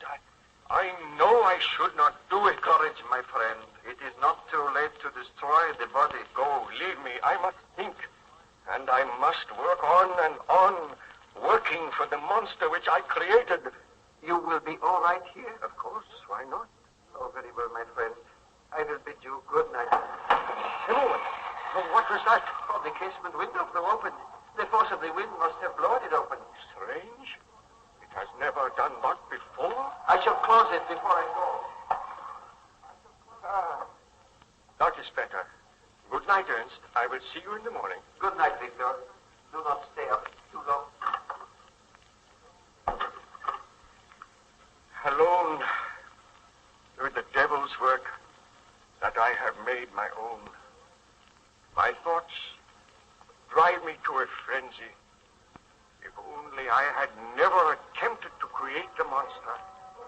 If only I did not have to slave now at the orders of my own creation. Who's that? I said that I would be watching over you, Frankenstein. The monster. I have watched you these many days. I traced you to this lonely island, and I am happy knowing that now you are obeying my orders, knowing that soon I am to have a companion, a mate in my own likeness. Oh, why do you haunt me? Why have you followed me here? Are you not my creator? Have I not the right to follow you and watch you at your work? Anger me not, Frankenstein. I am living for the day when that lifeless form that lies before me shall have life. Then there will be one creature on this earth which will not regard me with shuddering, hatred, and loathing. You look more hideous than ever, and when I think that I created you, I am filled with horror and remorse. I cannot make another in your likeness. Begone, foul fiend! Have a care, Frankenstein. You remember the threat I made to you? Unless you complete your work, unless you make me a companion, all those whom you love shall die at my hands. Standing there, framed in the window, you look more loathsome than anything I have ever seen. Those hands which I made have killed defenseless people. And they shall kill other defenseless people if you do not obey my orders. Tell me this. Have you slain anyone since last we spoke? I slew but one man. He laughed and jeered at me, hurled stones at me, turned the villagers against me. Then I seized his throat and choked the life from his body. You devil, you promised you would slay no more men. Have you the right to command me? Am I not your creator? Did you not swear to me that if I carried out your orders, there would be no further murders? Sometimes the desire comes upon me to kill.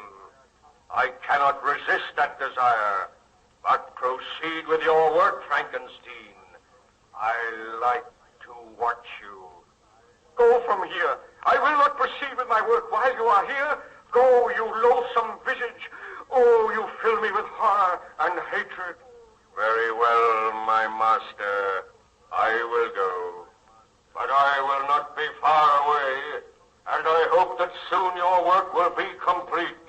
I bid you farewell. We shall meet again.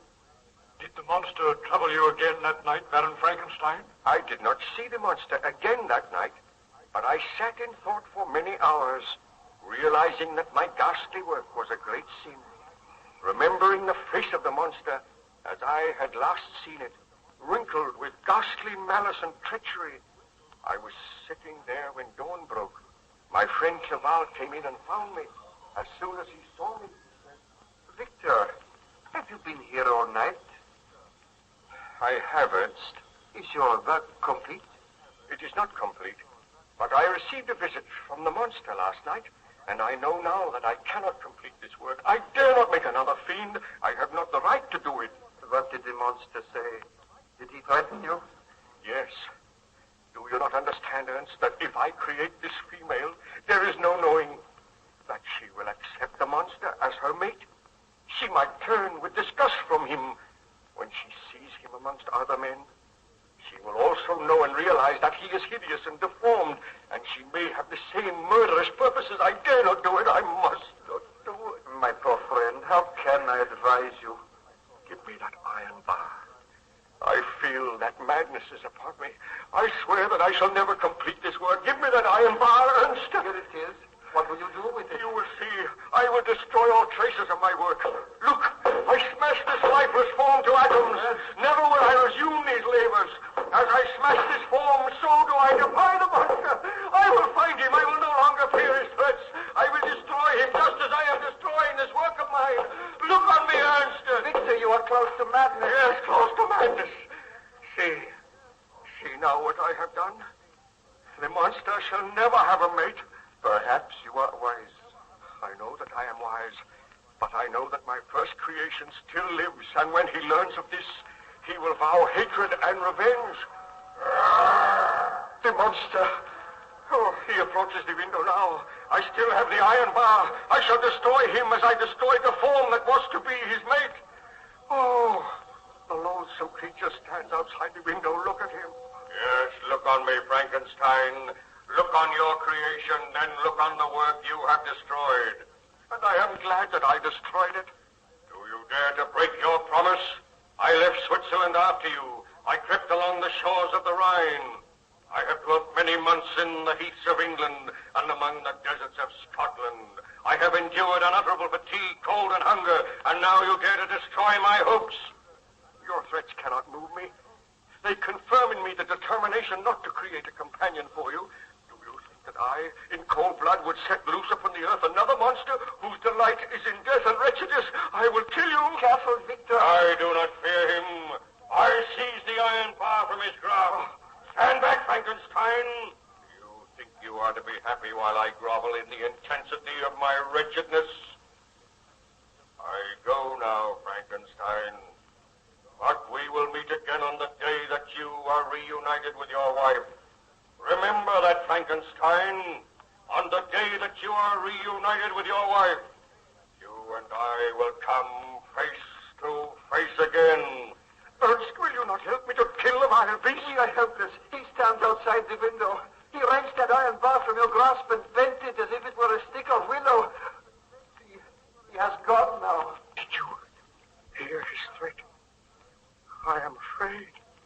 And you may well be afraid, Frankenstein. You have had your chance, and you let it slip by. Hear me, my creator. I am now your master. Come away, Victor.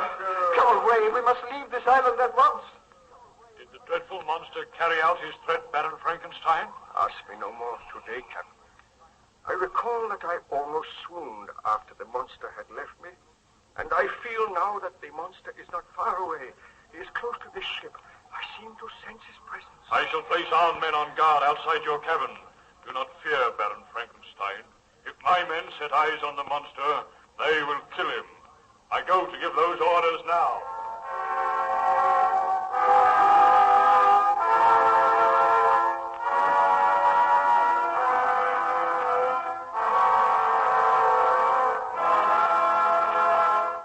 We'll continue with more from George Edwards' Frankenstein when Classic Radio Rewind continues right after this. Welcome back to Classic Radio Rewind as we continue with more from George Edwards' Frankenstein.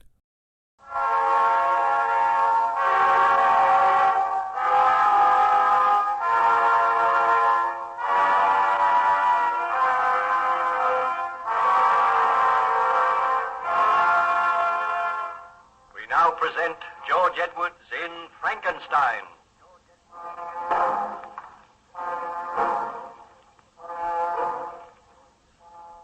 On board the good ship Voyager, Baron Frankenstein is confined to his cabin, recovering from the effects of hardship and exposure. During his convalescence, he tells the story of his tragic experiences to Captain Walton, the master of the vessel.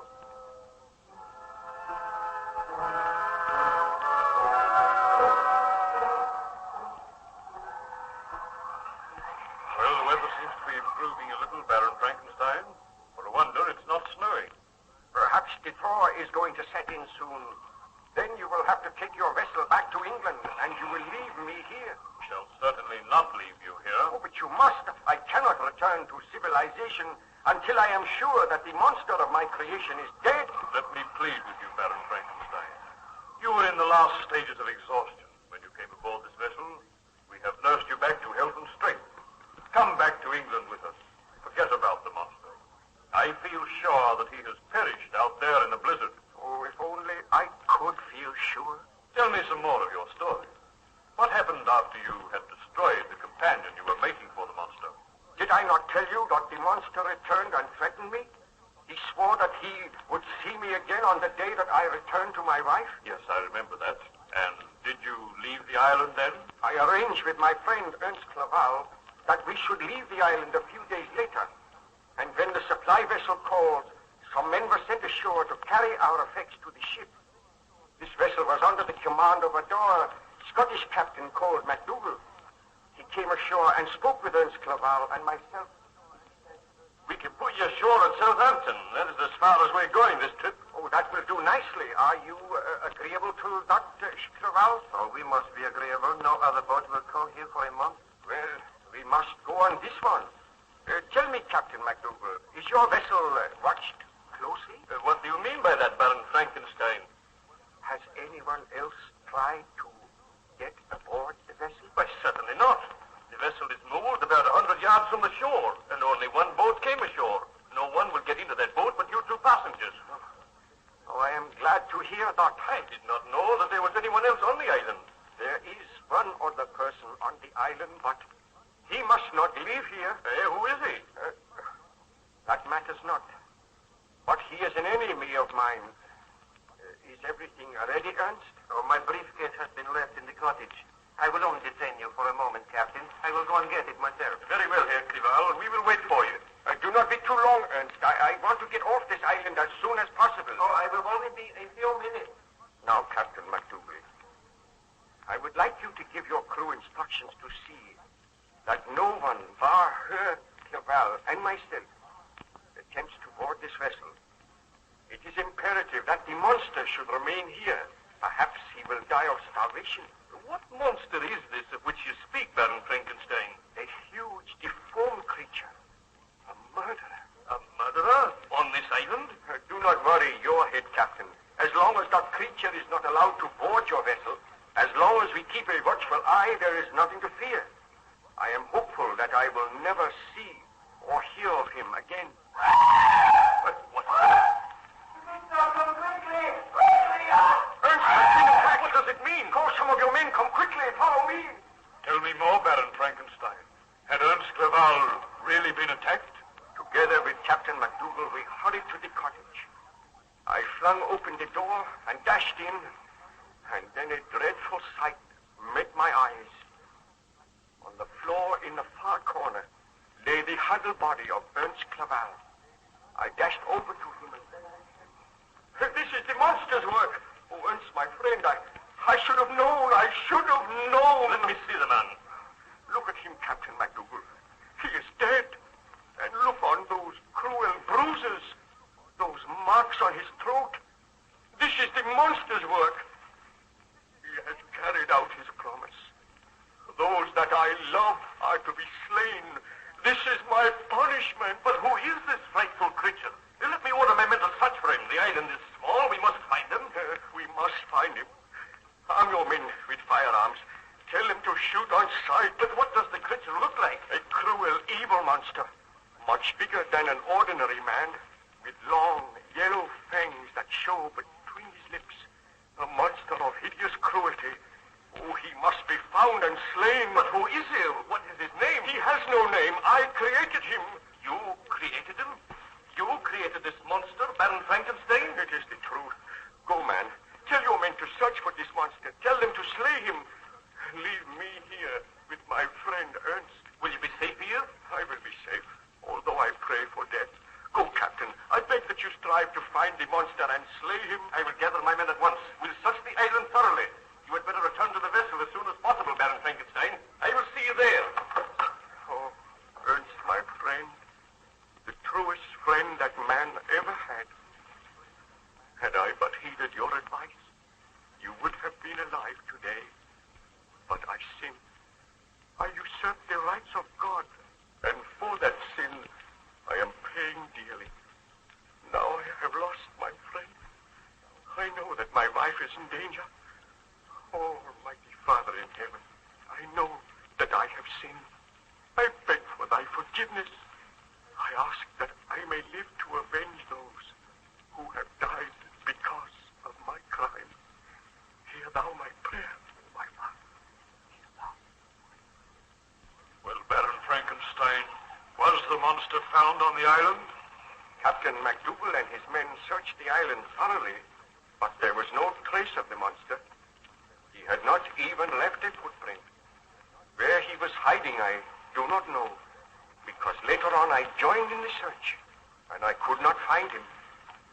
At last, heartbroken and weary, I left the island, taking with me the body of my beloved friend, Ernst Clerval. The vessel set sail, and in due time I landed at Southampton. Then I made arrangements to go home, and at last I arrived in Geneva once again. On arriving there, I found my wife eagerly awaiting me. She greeted me happily. Victor! Oh, my heart is almost bursting with joy. To see you again after all these months. Oh, my darling. Oh, Elizabeth, I am so happy to feel my arms about you once again. Let me look at you. Have you fully recovered from your illness? Have you forgotten the nightmares and the horrors of the past? I am well, Elizabeth. That is not the truth, Victor. You look drawn and very pale. I have had a long and tiring voyage, but I will be better soon. But what ails you? And where is Ernst? Did he not come with you? Ernst is not returning. Not returning? I left him in England. He sent you his love. That is strange. I thought he would come back with you. Oh, do not question me now, Elizabeth. I am tired. But tell me of yourself. Have you been happy here? Oh, how could I be happy while you were away from me? But I looked forward to the day when you would return. Have you seen anything of the monster? Not a sign. I am living in hopes that he has perished, that we will never hear from him again.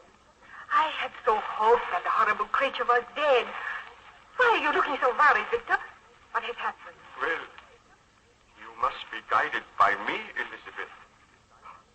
I beg that you will not leave the house unaccompanied. Stay by my side always. And whatever you do, wherever you go, if you do leave my side, carry this pistol with you. A pistol? But Victor, what is it that you fear? What is it that I fear? Don't you know? I fear that the monster may return. I know that he is not dead. You know that he is not dead? I told you that I had seen him. But why should you think that he will attack me? Oh, please do not question me now, Elizabeth. But do as I say. Promise that you will not be alone for any length of time. And if you hear anything which frightens you, promise on your word of honor that you will call for help at once. But do you think that that will be necessary? Oh, it is necessary. And please always carry that pistol with you. Do not hesitate to use it if necessary. This is most alarming. I wish you would be frank with me, Victor. Tell me why you think the monster will attack me. He is a blood-crazed, inhuman creature. We must be on our guard. We must strive to kill him before he does any further damage. Any further damage? Has he committed another murder since you left here? Oh, can we not talk of something else, Elizabeth? I am so worried, so terribly worried. The mere mention of the monster upsets me. And I thought that this holiday would help you to recover, and you would come back well and strong. But you seem worse than ever. I have never seen you show such fear. Well, I cannot help it. Oh, but be of good heart, Elizabeth. While I am here, I shall protect you. And if the monster comes, I swear he shall die. Why should you think the monster will come? Well, he threatened to come on the day that you and I were reunited. But I hope that he is on that lonely island in the autumn mist. I do not think he can be here. Victor, did you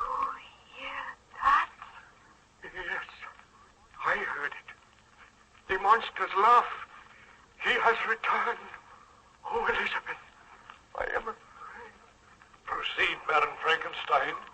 Did you see anything of the monster that day? Oh, I'm afraid I cannot tell you any more now, Captain. The telling of this story has tired me. Please, go and leave me in peace. Very well. I will note what you have told me in the journal, and I will return to you when you feel more rested.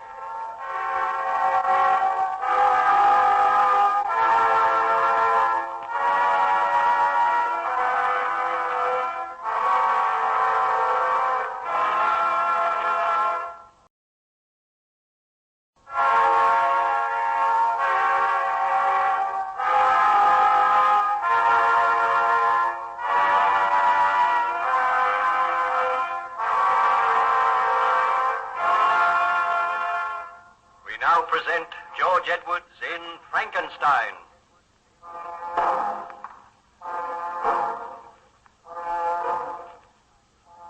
Baron Frankenstein was gradually recovering his health under the care of the captain and the surgeon of the ship Voyager, which was icebound in northern waters. Each day Baron Frankenstein told Captain Walton some of his story, and the captain duly noted these facts in his journal.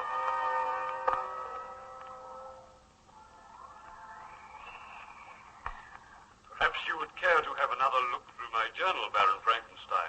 You may desire to make some further corrections. If you will leave your journal here, I will go through it, Captain Walton. On looking through the porthole, I notice that the weather is improving. Yes, it is noticeably warmer, too. I think the thaw will set in at any day. Then at last we can proceed on our journey to England. I trust you will be accompanying us, Baron. I doubt it.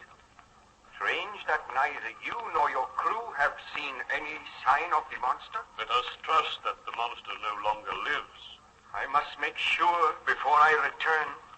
I think that very soon I will be able to go up on deck. I am feeling so much better. The surgeon says that within a few days you may be able to go up on deck.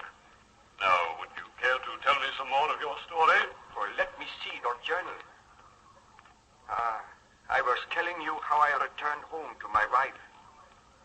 I was afraid to tell her of the death of Ernst Clerval, and I was terrified that the monster would keep his promise and appear on the day that I was reunited with Elizabeth. While we were talking, we suddenly heard a ghastly laugh, and I knew that the monster had kept his promise. Elizabeth clung to me in terror, and I said, "Now, Elizabeth, you understand why I must guard you carefully. The monster has returned, and he has designs on your life." But I thought that he had promised never to take another human life. He did not keep his promise, nor did I keep mine. He is outside that door, Victor. What can we do? I will lock the door. We are safe in here. I am terrified. I have kept my promise, Frankenstein. You broke yours to me. It seems that my creator can make a promise and break it. But I do not break promises.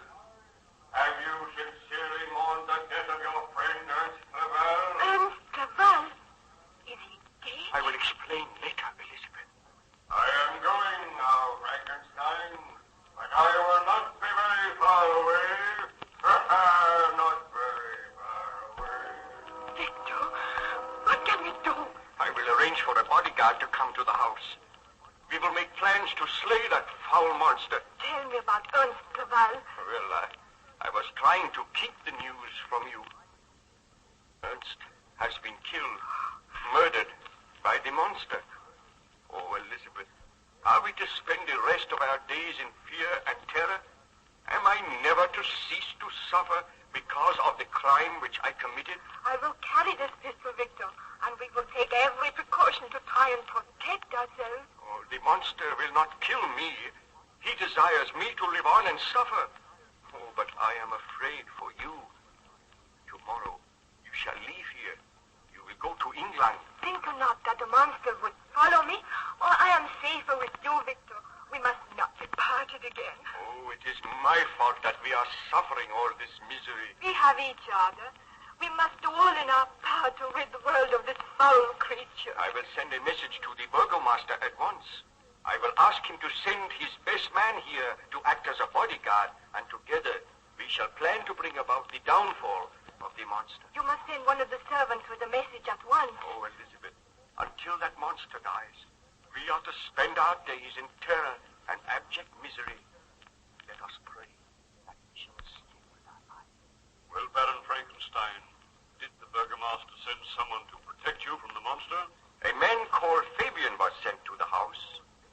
He took up his quarters there, and he acted as our bodyguard. But I assure you, Captain Walton, that my wife and I experience misery, terror, and suspense such as is known to few mortal beings. Every footstep, every sound caused us to start. We were prisoners in our own home.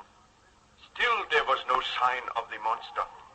There came a day when I sent for the man Fabian.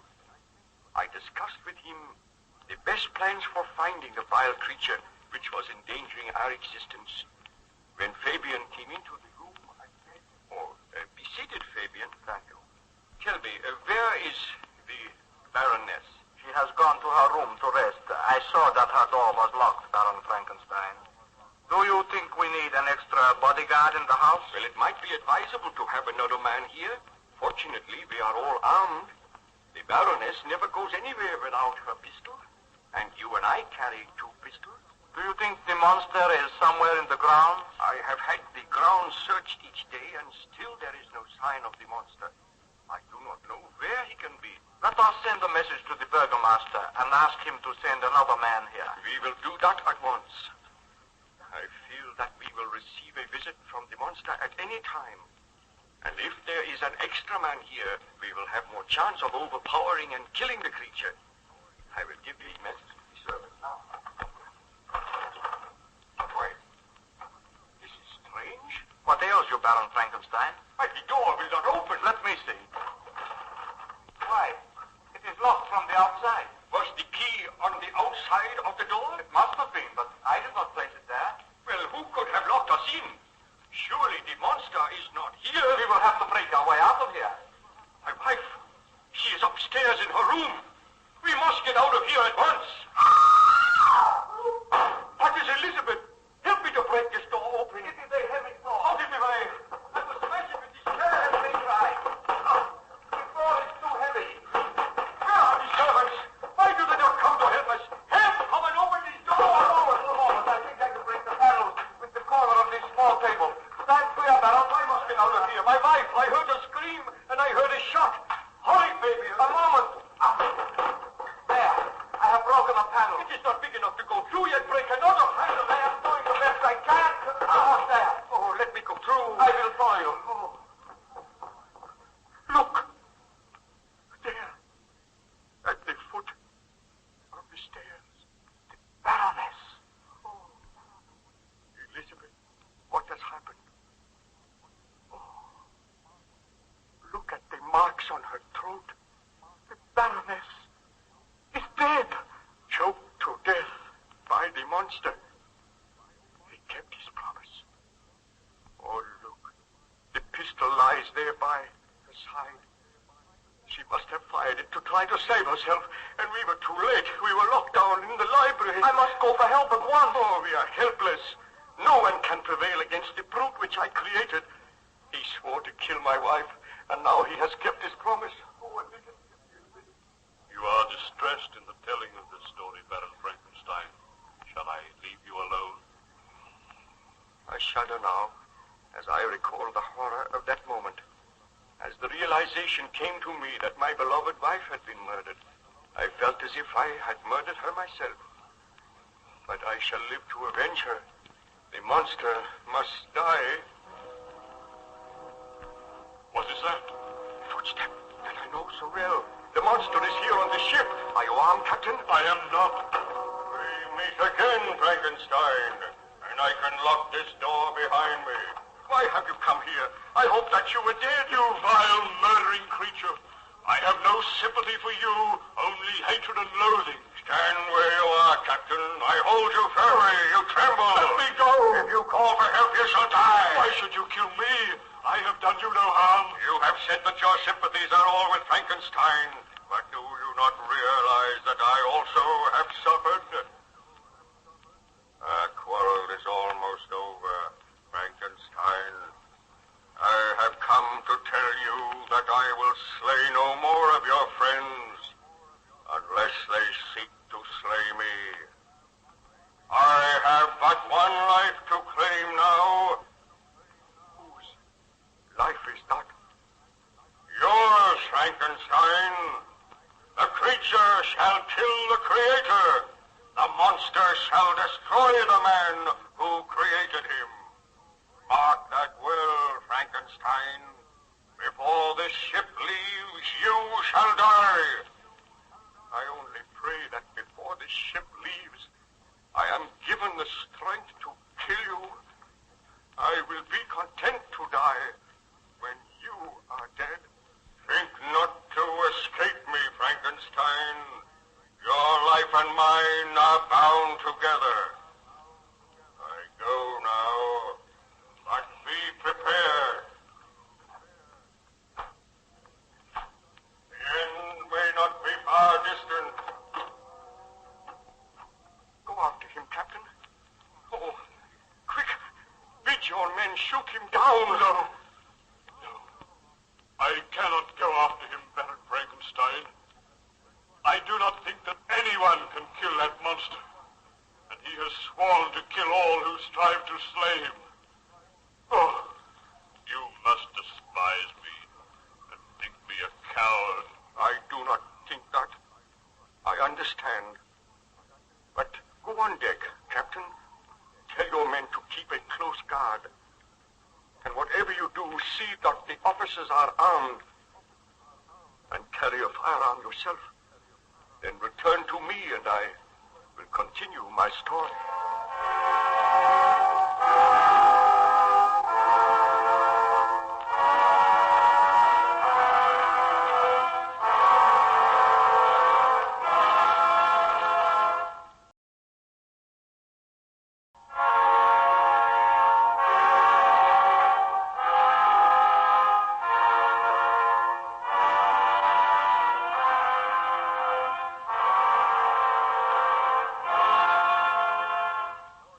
Present George Edwards in Frankenstein.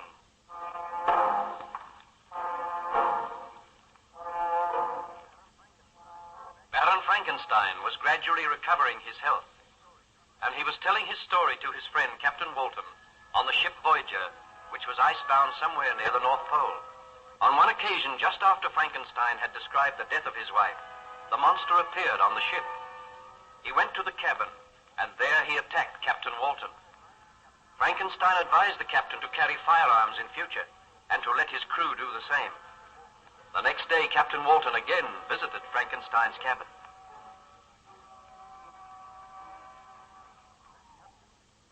Well, Captain, what news? The ship is carefully guarded, Baron Frankenstein. We have seen no sign of the monster. He swore that he would return here to kill me. He cannot board this vessel now without being seen. I have placed men on guard all over the vessel. Oh, that monster is almost a devil. You do not know what he can do. Did you say that the monster is impervious to bullets? I did not say that. He has certainly been wounded twice, but he has recovered. He is so strong. Well, if we have another visit from him, it shall be his last. I swear that we shall kill him. I hope so. Do you feel you are able to tell me what happened after the death of your beloved wife? Well, the bodyguard Fabian and myself found my wife's body at the foot of the stairs. I picked the body up tenderly and bore it to another room, while Fabian went for assistance. I looked at the still form of my wife, then I knelt down and prayed. I pray that I be granted life, so that I may destroy the monster which I created. Has not my punishment been enough? Have not others suffered because of my sin? When will my suffering cease? Oh, Elizabeth, my beloved wife, I will live to avenge you and to avenge the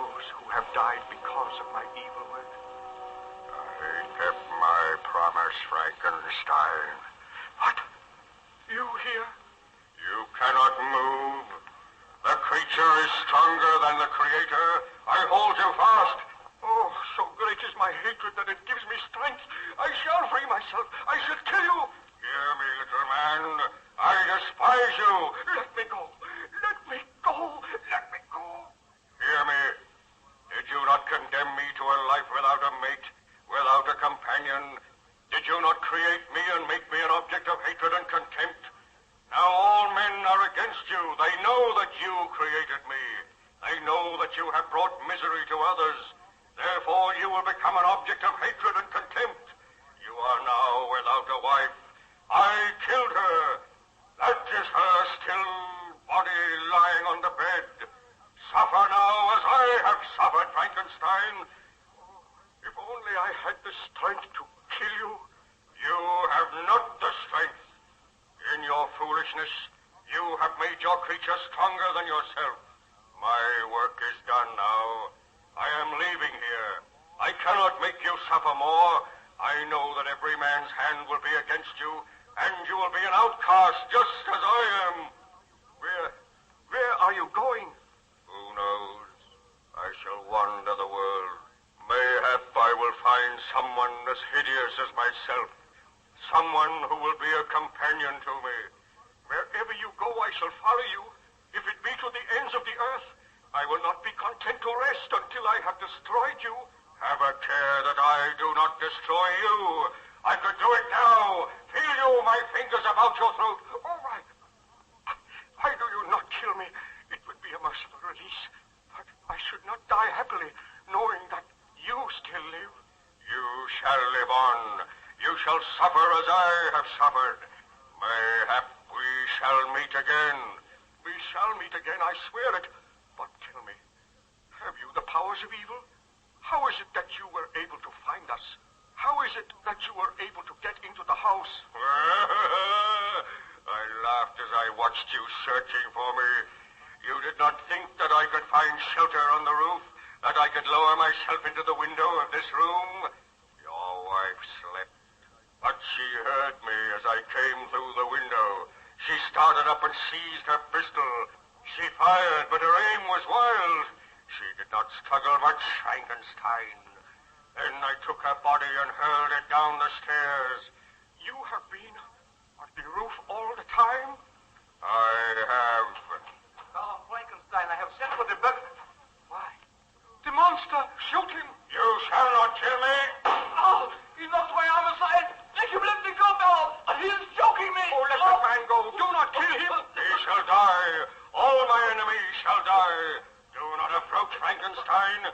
With one hand I can slay this man. With the other I hold you at bay. Oh, do not kill that man! He shall die! It gives me pleasure to make men die. One man gave me life, but I have given death to many.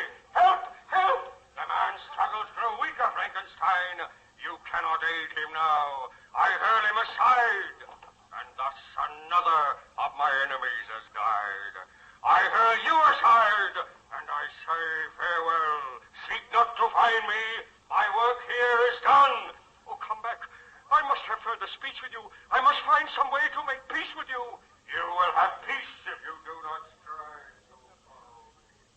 What happened, Baron Frankenstein? Did the monster make his escape? He climbed through the window, and with surprising agility scrambled onto the roof. I could not go after him, but I called for help. When I turned, I saw the body of my wife lying on the bed, and the body of the man, Fabian, lying on the floor. Oh, words cannot express my utter horror and remorse. I think I wept and hurled myself on the floor in a frenzy of agony. Presently the door opened, and the burgomaster entered. As soon as he saw me... Baron Frankenstein, what has happened? Oh, if you have a pistol, dare shoot me.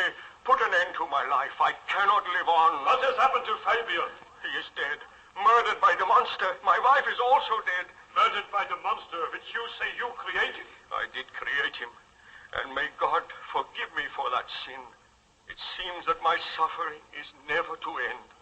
I am guilty of the murder of these innocent people. For months we have been striving to find that monster and to destroy him.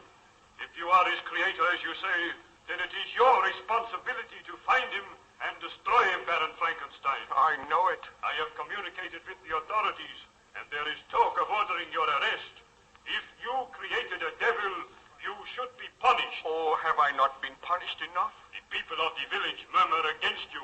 They say that you should be hanged for these murders. Oh, I feel that I am going mad. I advise you, for your own sake, to leave here today. I will leave very soon. Spare me a few minutes so that I may pray beside the body of my beloved wife. Then will my journey commence. Where it will take me, I know not. But if it be to the end of the earth, I will find him and destroy him. Oh, would that I destroyed him before I gave him life. So be it, Baron Frankenstein. I will see that you are not molested before you leave the village. Oh, await me downstairs. I will join you in a few. So, Baron Frankenstein, you were forced to leave your native village. Yes. When I left my home, my first act was to try and find some clue by which I might trace the steps of my fiendish enemy. I wandered to the cemetery, and I prayed a while by the grave of the child William. Then I heard a sound behind me. I looked up, and it was the monster watching me. He did not speak, but fled away, and I pursued him, only to lose him. But he left a trail of death and disaster wherever he went, and for many months the ceaseless pursuit went on. Sometimes I would almost come up with him. Once, when I was traveling by night, the broad disk of the moon arose, and it shone upon a huge, ghastly, distorted shape which fled before me with more than mortal speed. I went to the coast, and by a strange chance, I saw the fiend hide himself in a vessel bound for the Black Sea. I took my passage in the same ship, but he escaped, I know not how. I traveled to the wilds of Tartary and Russia, and once I came upon a peasant's home in the wilds of Tartary.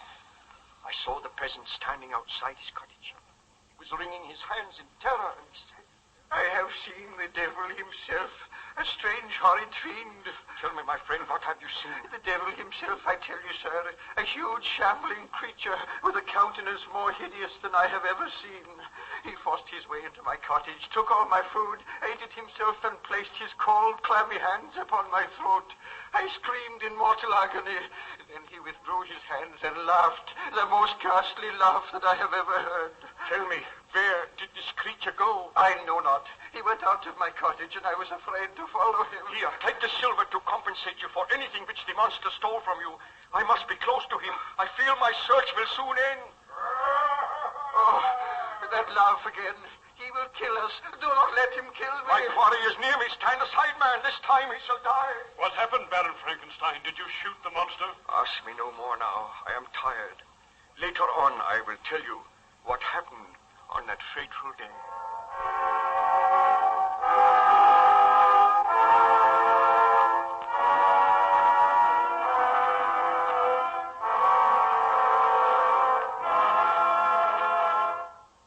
We'll continue with more from George Edwards' Frankenstein when Classic Radio Rewind continues right after this. Welcome back to Classic Radio Rewind as we continue with more from George Edwards' Frankenstein.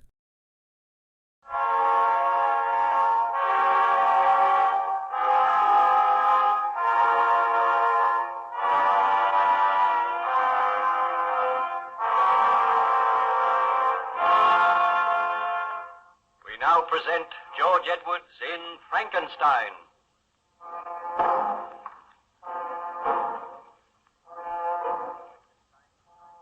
Baron Frankenstein described his amazing adventures to Captain Walton of the ship Voyager. The Voyager had been icebound for many months, but the thaw was setting in, and the vessel was commencing to drift southwards. Captain Walton brought this good news to the Baron.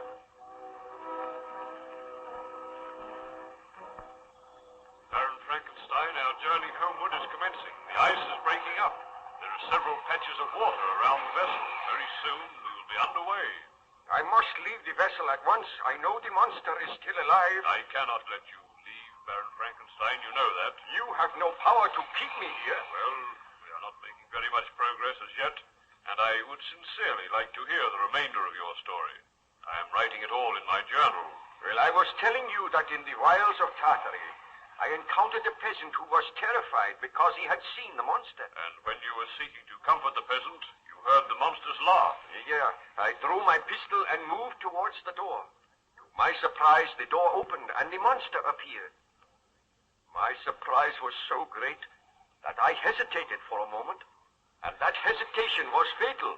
With incredible swiftness, the monster advanced and wrenched the pistol from my hand, and then... It is time that you and I spoke again, Frankenstein. You seem to have the powers of evil. Always you flee before me. Am I never to kill you? Shall I kill this peasant, or will I bid him begone? I do not wish him to hear what we have to say. Go, fellow. Do not return here for some hours. Because you are my creator, so should you be my friend. We are both outcasts now. Can we not also be friends? I have thoughts just as other men. If I had a friend to whom I could speak, and who could read to me and teach me many of the ways of the world, perhaps I would find some strange happiness. You cannot return to your world, Frankenstein, but you could find loyal, faithful, and honest friendship with me. You have murdered my wife, my friends, and made me an outcast in this world, and yet you dare to ask for friendship. Is your life happy now? I have never known a moment's happiness since I created you. And I have never known a moment's happiness since I was created. Do you not owe it to me to give me some peace and happiness? To give me friendship? To give me your ideas? I owe you nothing but hatred. Was it my fault that men shrink from me and strive to kill me?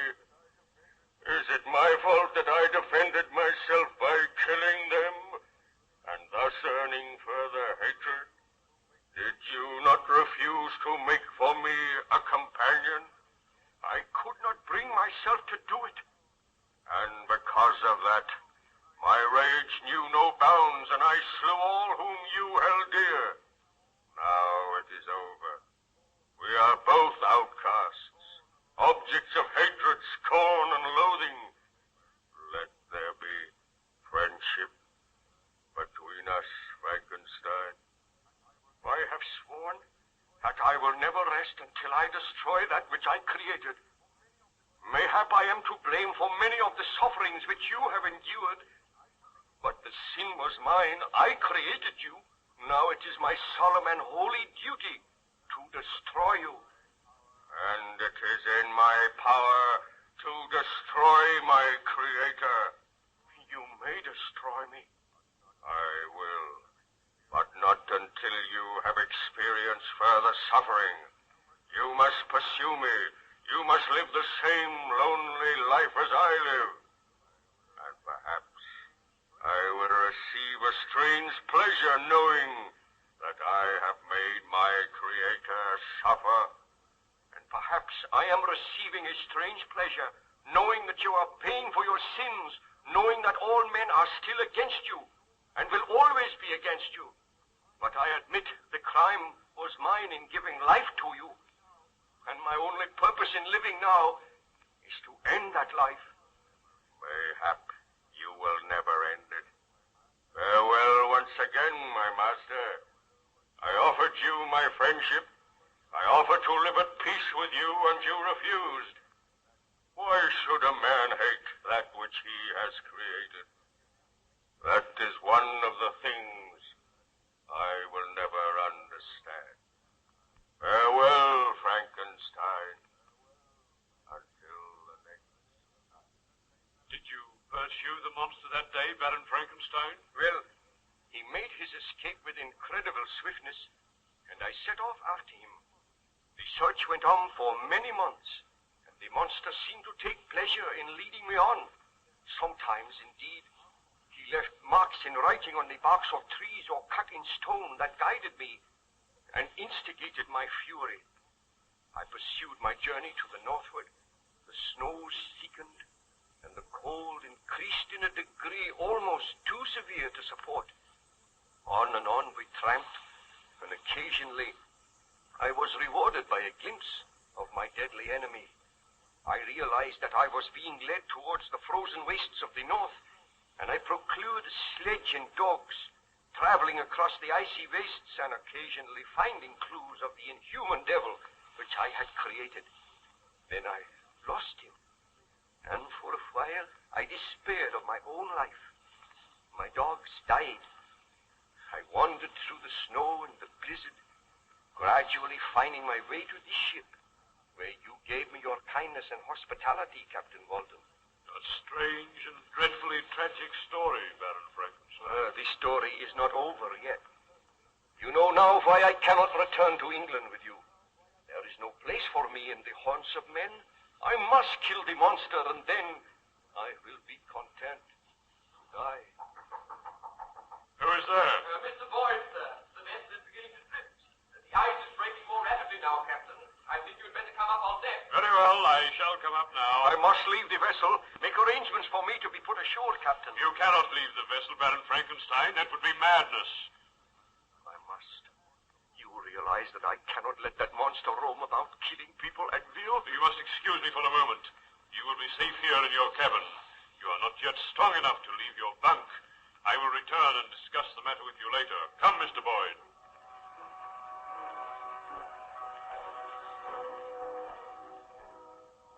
Well, have you any orders to give, Captain? We cannot carry any more sail at present. The vessel is moving slowly but steadily. Let her be kept upon this course, Mr. Boyd. Aye, aye, sir. Have any of the men seen signs of the monster? We have seen nothing for the past few days. I am glad. We are gradually gathering speed and making our way through the ice. By tomorrow, we should be well on the journey homewards. Then I do not think we will have any more to fear from the monster. But what of Baron Frankenstein? Are we taking him with us? Of course. You do not think we could leave him here? The men are afraid of him, sir. They say that he is responsible for bringing that evil monster aboard. They say all their lives are in danger. I beg of you, put Baron Frankenstein ashore. He will be an evil influence during the voyage. I am the commander of this vessel, Mr. Boyd. Baron Frankenstein is my friend. The men have been inactive all the while the ship has been icebound. They're ready for any mischief, and they've been grumbling lately. Well, we have started our homeward journey now. They fear that Baron Frankenstein, and they fear this monster. They say that the Baron must be put ashore. And I refuse. You do not know Baron Frankenstein's story as I know it. That man has suffered. Admittedly, it was through his own sin, but he could not have realized what misery he was to bring into the world and into his own life. He has suffered enough, and I say that he is to stay aboard this ship until we reach England. If anyone attempts to harm him, they will answer to me. But what if that monster comes aboard? What if it means loss of life? All the officers are armed. If the monster comes aboard, we will shoot. It would be easy for the monster to come aboard. There is ice all round the ship. There is water on one side of the ship. We can watch the icebound side. And what if the crew mutiny? If the crew mutiny, they will be dealt with. Gather them here, and I will address them. All hands on deck. Let the officers stand with me, Mr. Boyd. So far, this voyage has been a success, and it will not be marred by any signs of mutiny on the part of the crew. I was only trying to do my duty in telling you what the men felt, sir. I am aware of that, and I am going to deal with the men. I assume I have the loyalty of the officers. We will obey you, sir, but we are afraid of this monster. If you will remember, the beast once attacked me. I do remember that. All hands on deck now, sir. Men, it has been reported to me that some of you are showing signs of discontent. For the greater part of this voyage, you have all given me your loyalty, and you have assisted me to make the journey a success. I ask you now not to mar that voyage by any murmurs of mutiny. I am told that some of you are afraid of my friend and guest, Baron Frankenstein. There is no need for you to fear him. He is a gentleman who has suffered. I know his story, and I feel deeply for him.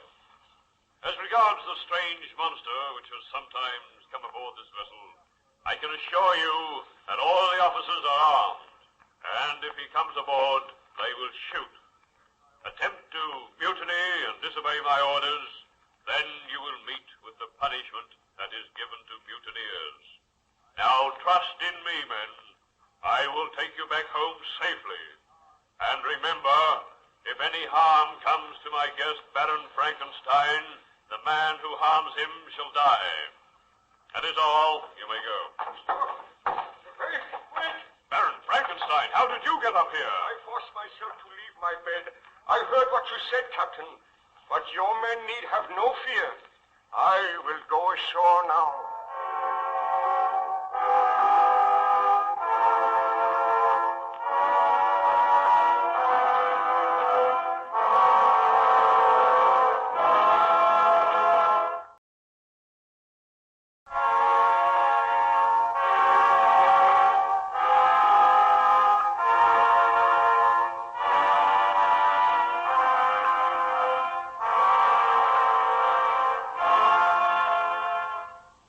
Present George Edwards in Frankenstein.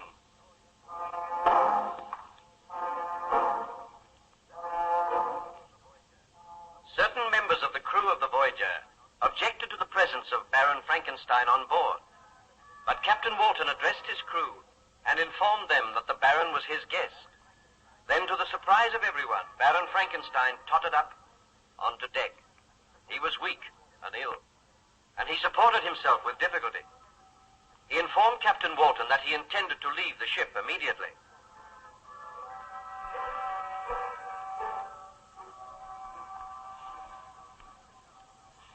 Baron Frankenstein, I cannot allow you to go ashore. This is no affair of yours, Captain Walton.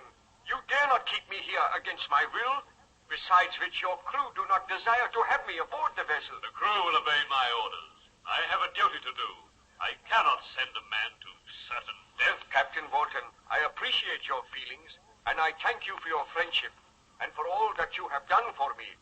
Do you not realize that life for me is over? I created a monster, and that monster has gradually destroyed me, torn down the structure which surrounded me, killed my friends, my loved ones, made me an outcast. I live only for one thing, to witness the death of the monster.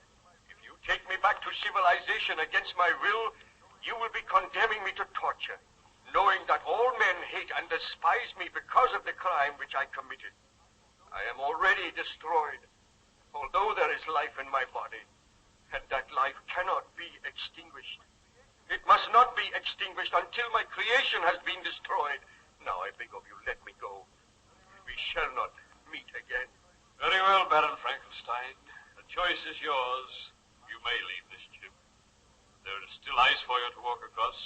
I will have a rope ladder lowered at once. But I shall always feel it on my conscience that I deserted you, left you here to perish in the white wastes of the north. For me, death will be a merciful release. So go, Captain. And when you return to England, you may publish the notes in your journal, so that all may know that it is folly, that it is a grave sin to usurp the rights of God. I have suffered as men have seldom suffered, and when the monster dies, then shall I make atonement. To the members of your crew I also say, farewell.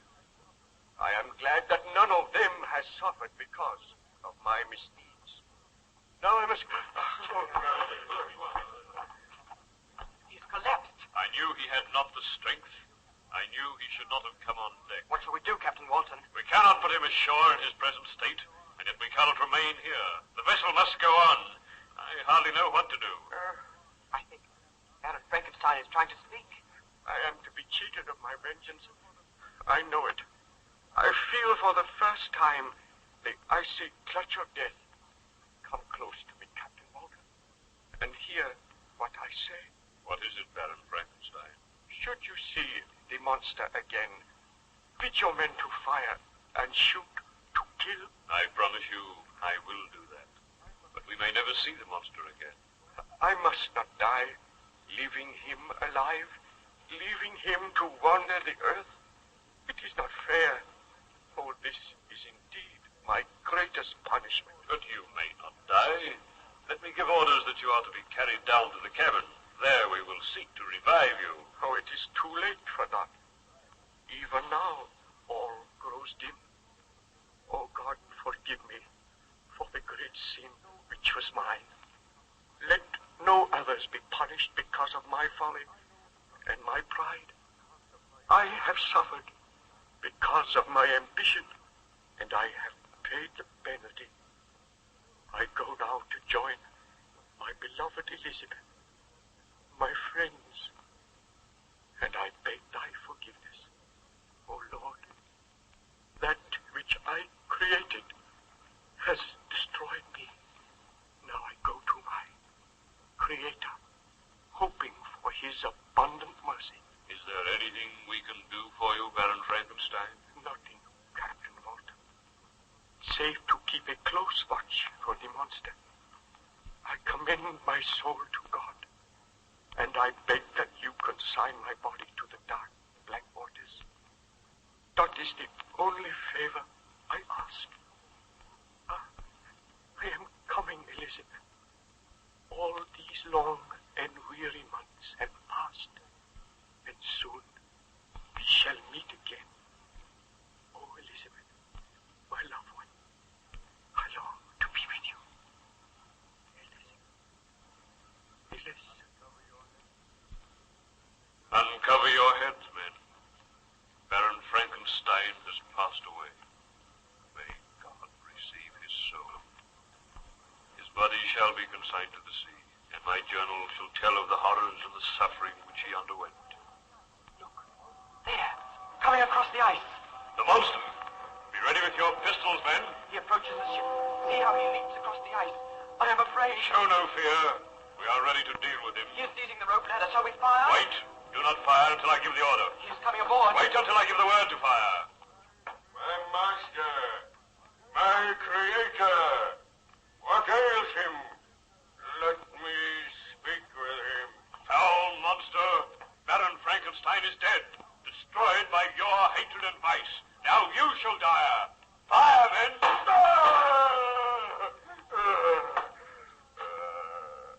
You would destroy me. The blood pours from my wounds, but I still have life.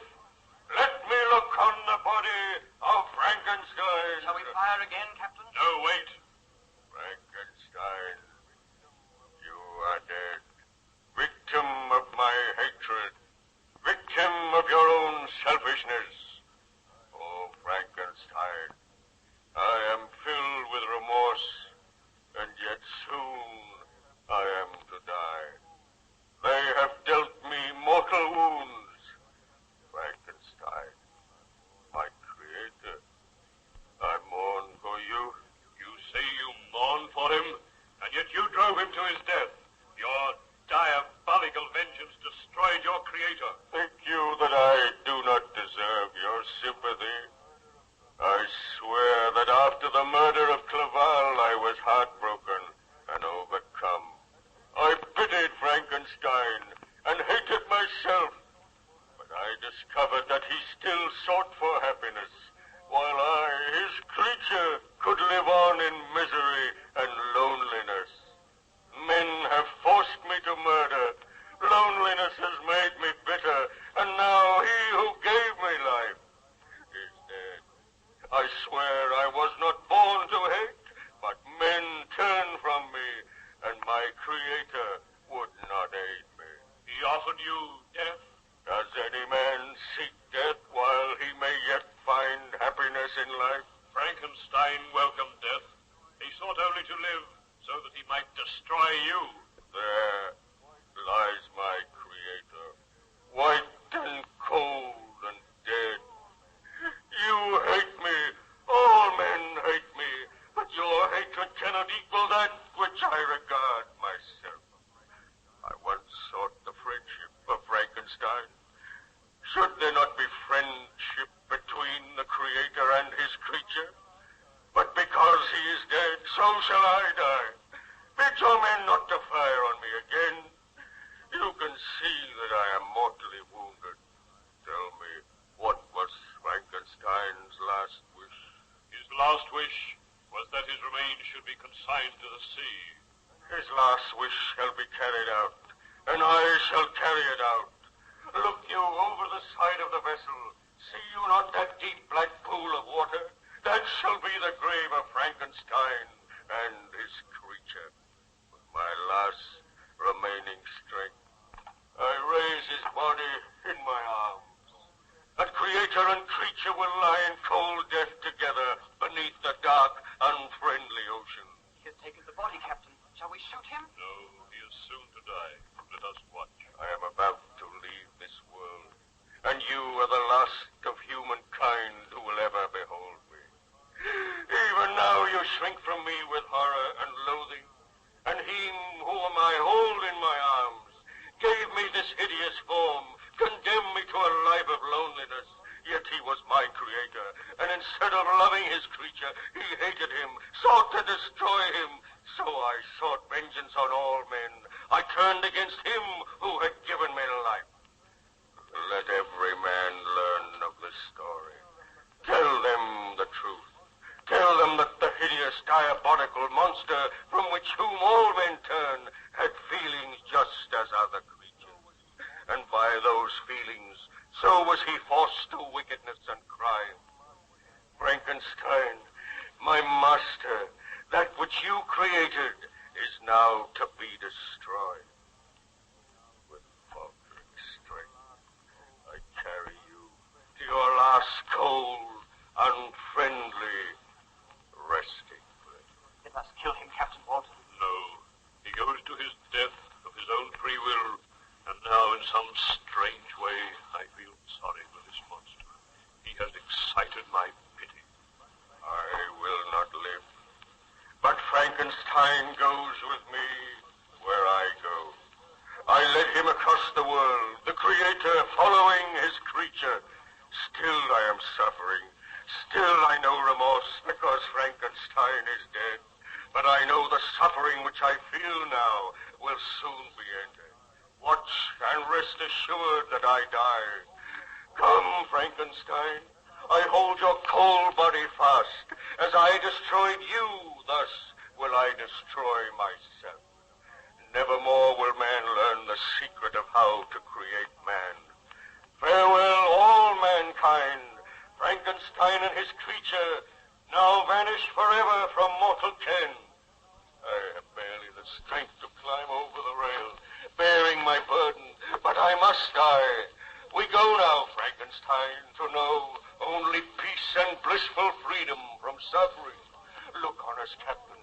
Let your men look on us. No other shall ever behold us. I go now with my Creator.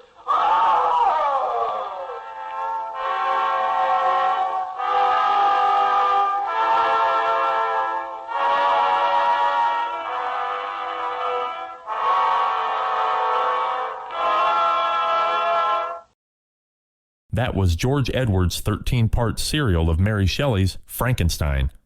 I'll be right back with closing thoughts in just a moment.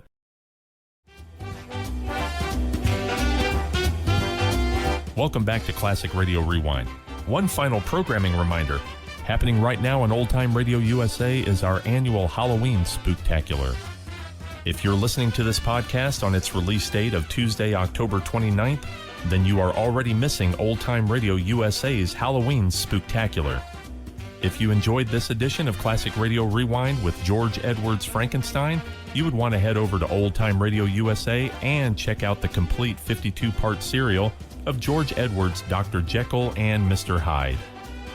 That begins today, October 29th at 6 a.m. Eastern Time, immediately following with the 12-hour marathon of The Witch's Tale. Halloween Spooktacular continues tomorrow, Wednesday, October 30th, with the 86th anniversary of the Mercury Theater on the air broadcast of The War of the Worlds. A long-standing tradition of Old Time Radio USA is to broadcast this episode in a back-to-back format all day long. And then wrapping up the Halloween tradition on October 31st is a 24-hour marathon of Lights Out. One additional note, we've made an important programming update to the WOTR radio network. Radio Mystery Theater USA has been rebranded to better serve you, our valued listeners. Introducing Nightmare Radio USA, your new home for spine-chilling sci-fi, heart-pounding thrillers, and hair-raising horror shows that will keep you on the edge of your seat. So if you don't get enough of Old Time Radio USA's Halloween Spooktacular, head over to Nightmare Radio USA and continue with the best of horror, thriller, and sci-fi. And with that, brings this edition of Classic Radio Rewind to a close. We hope that you enjoyed our salute to Halloween this month on Classic Radio Rewind. Join us again next week for more from the golden age of radio. And until then, from Classic Radio Rewind and the WOTR Radio Network, this is Barry Slinker saying goodbye for now.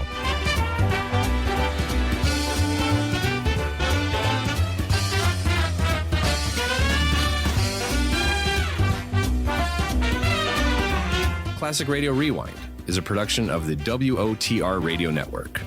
For more Classic Radio Rewind, and to listen to any of the WOTR Radio Network stations, go to www.wotrradionetwork.com.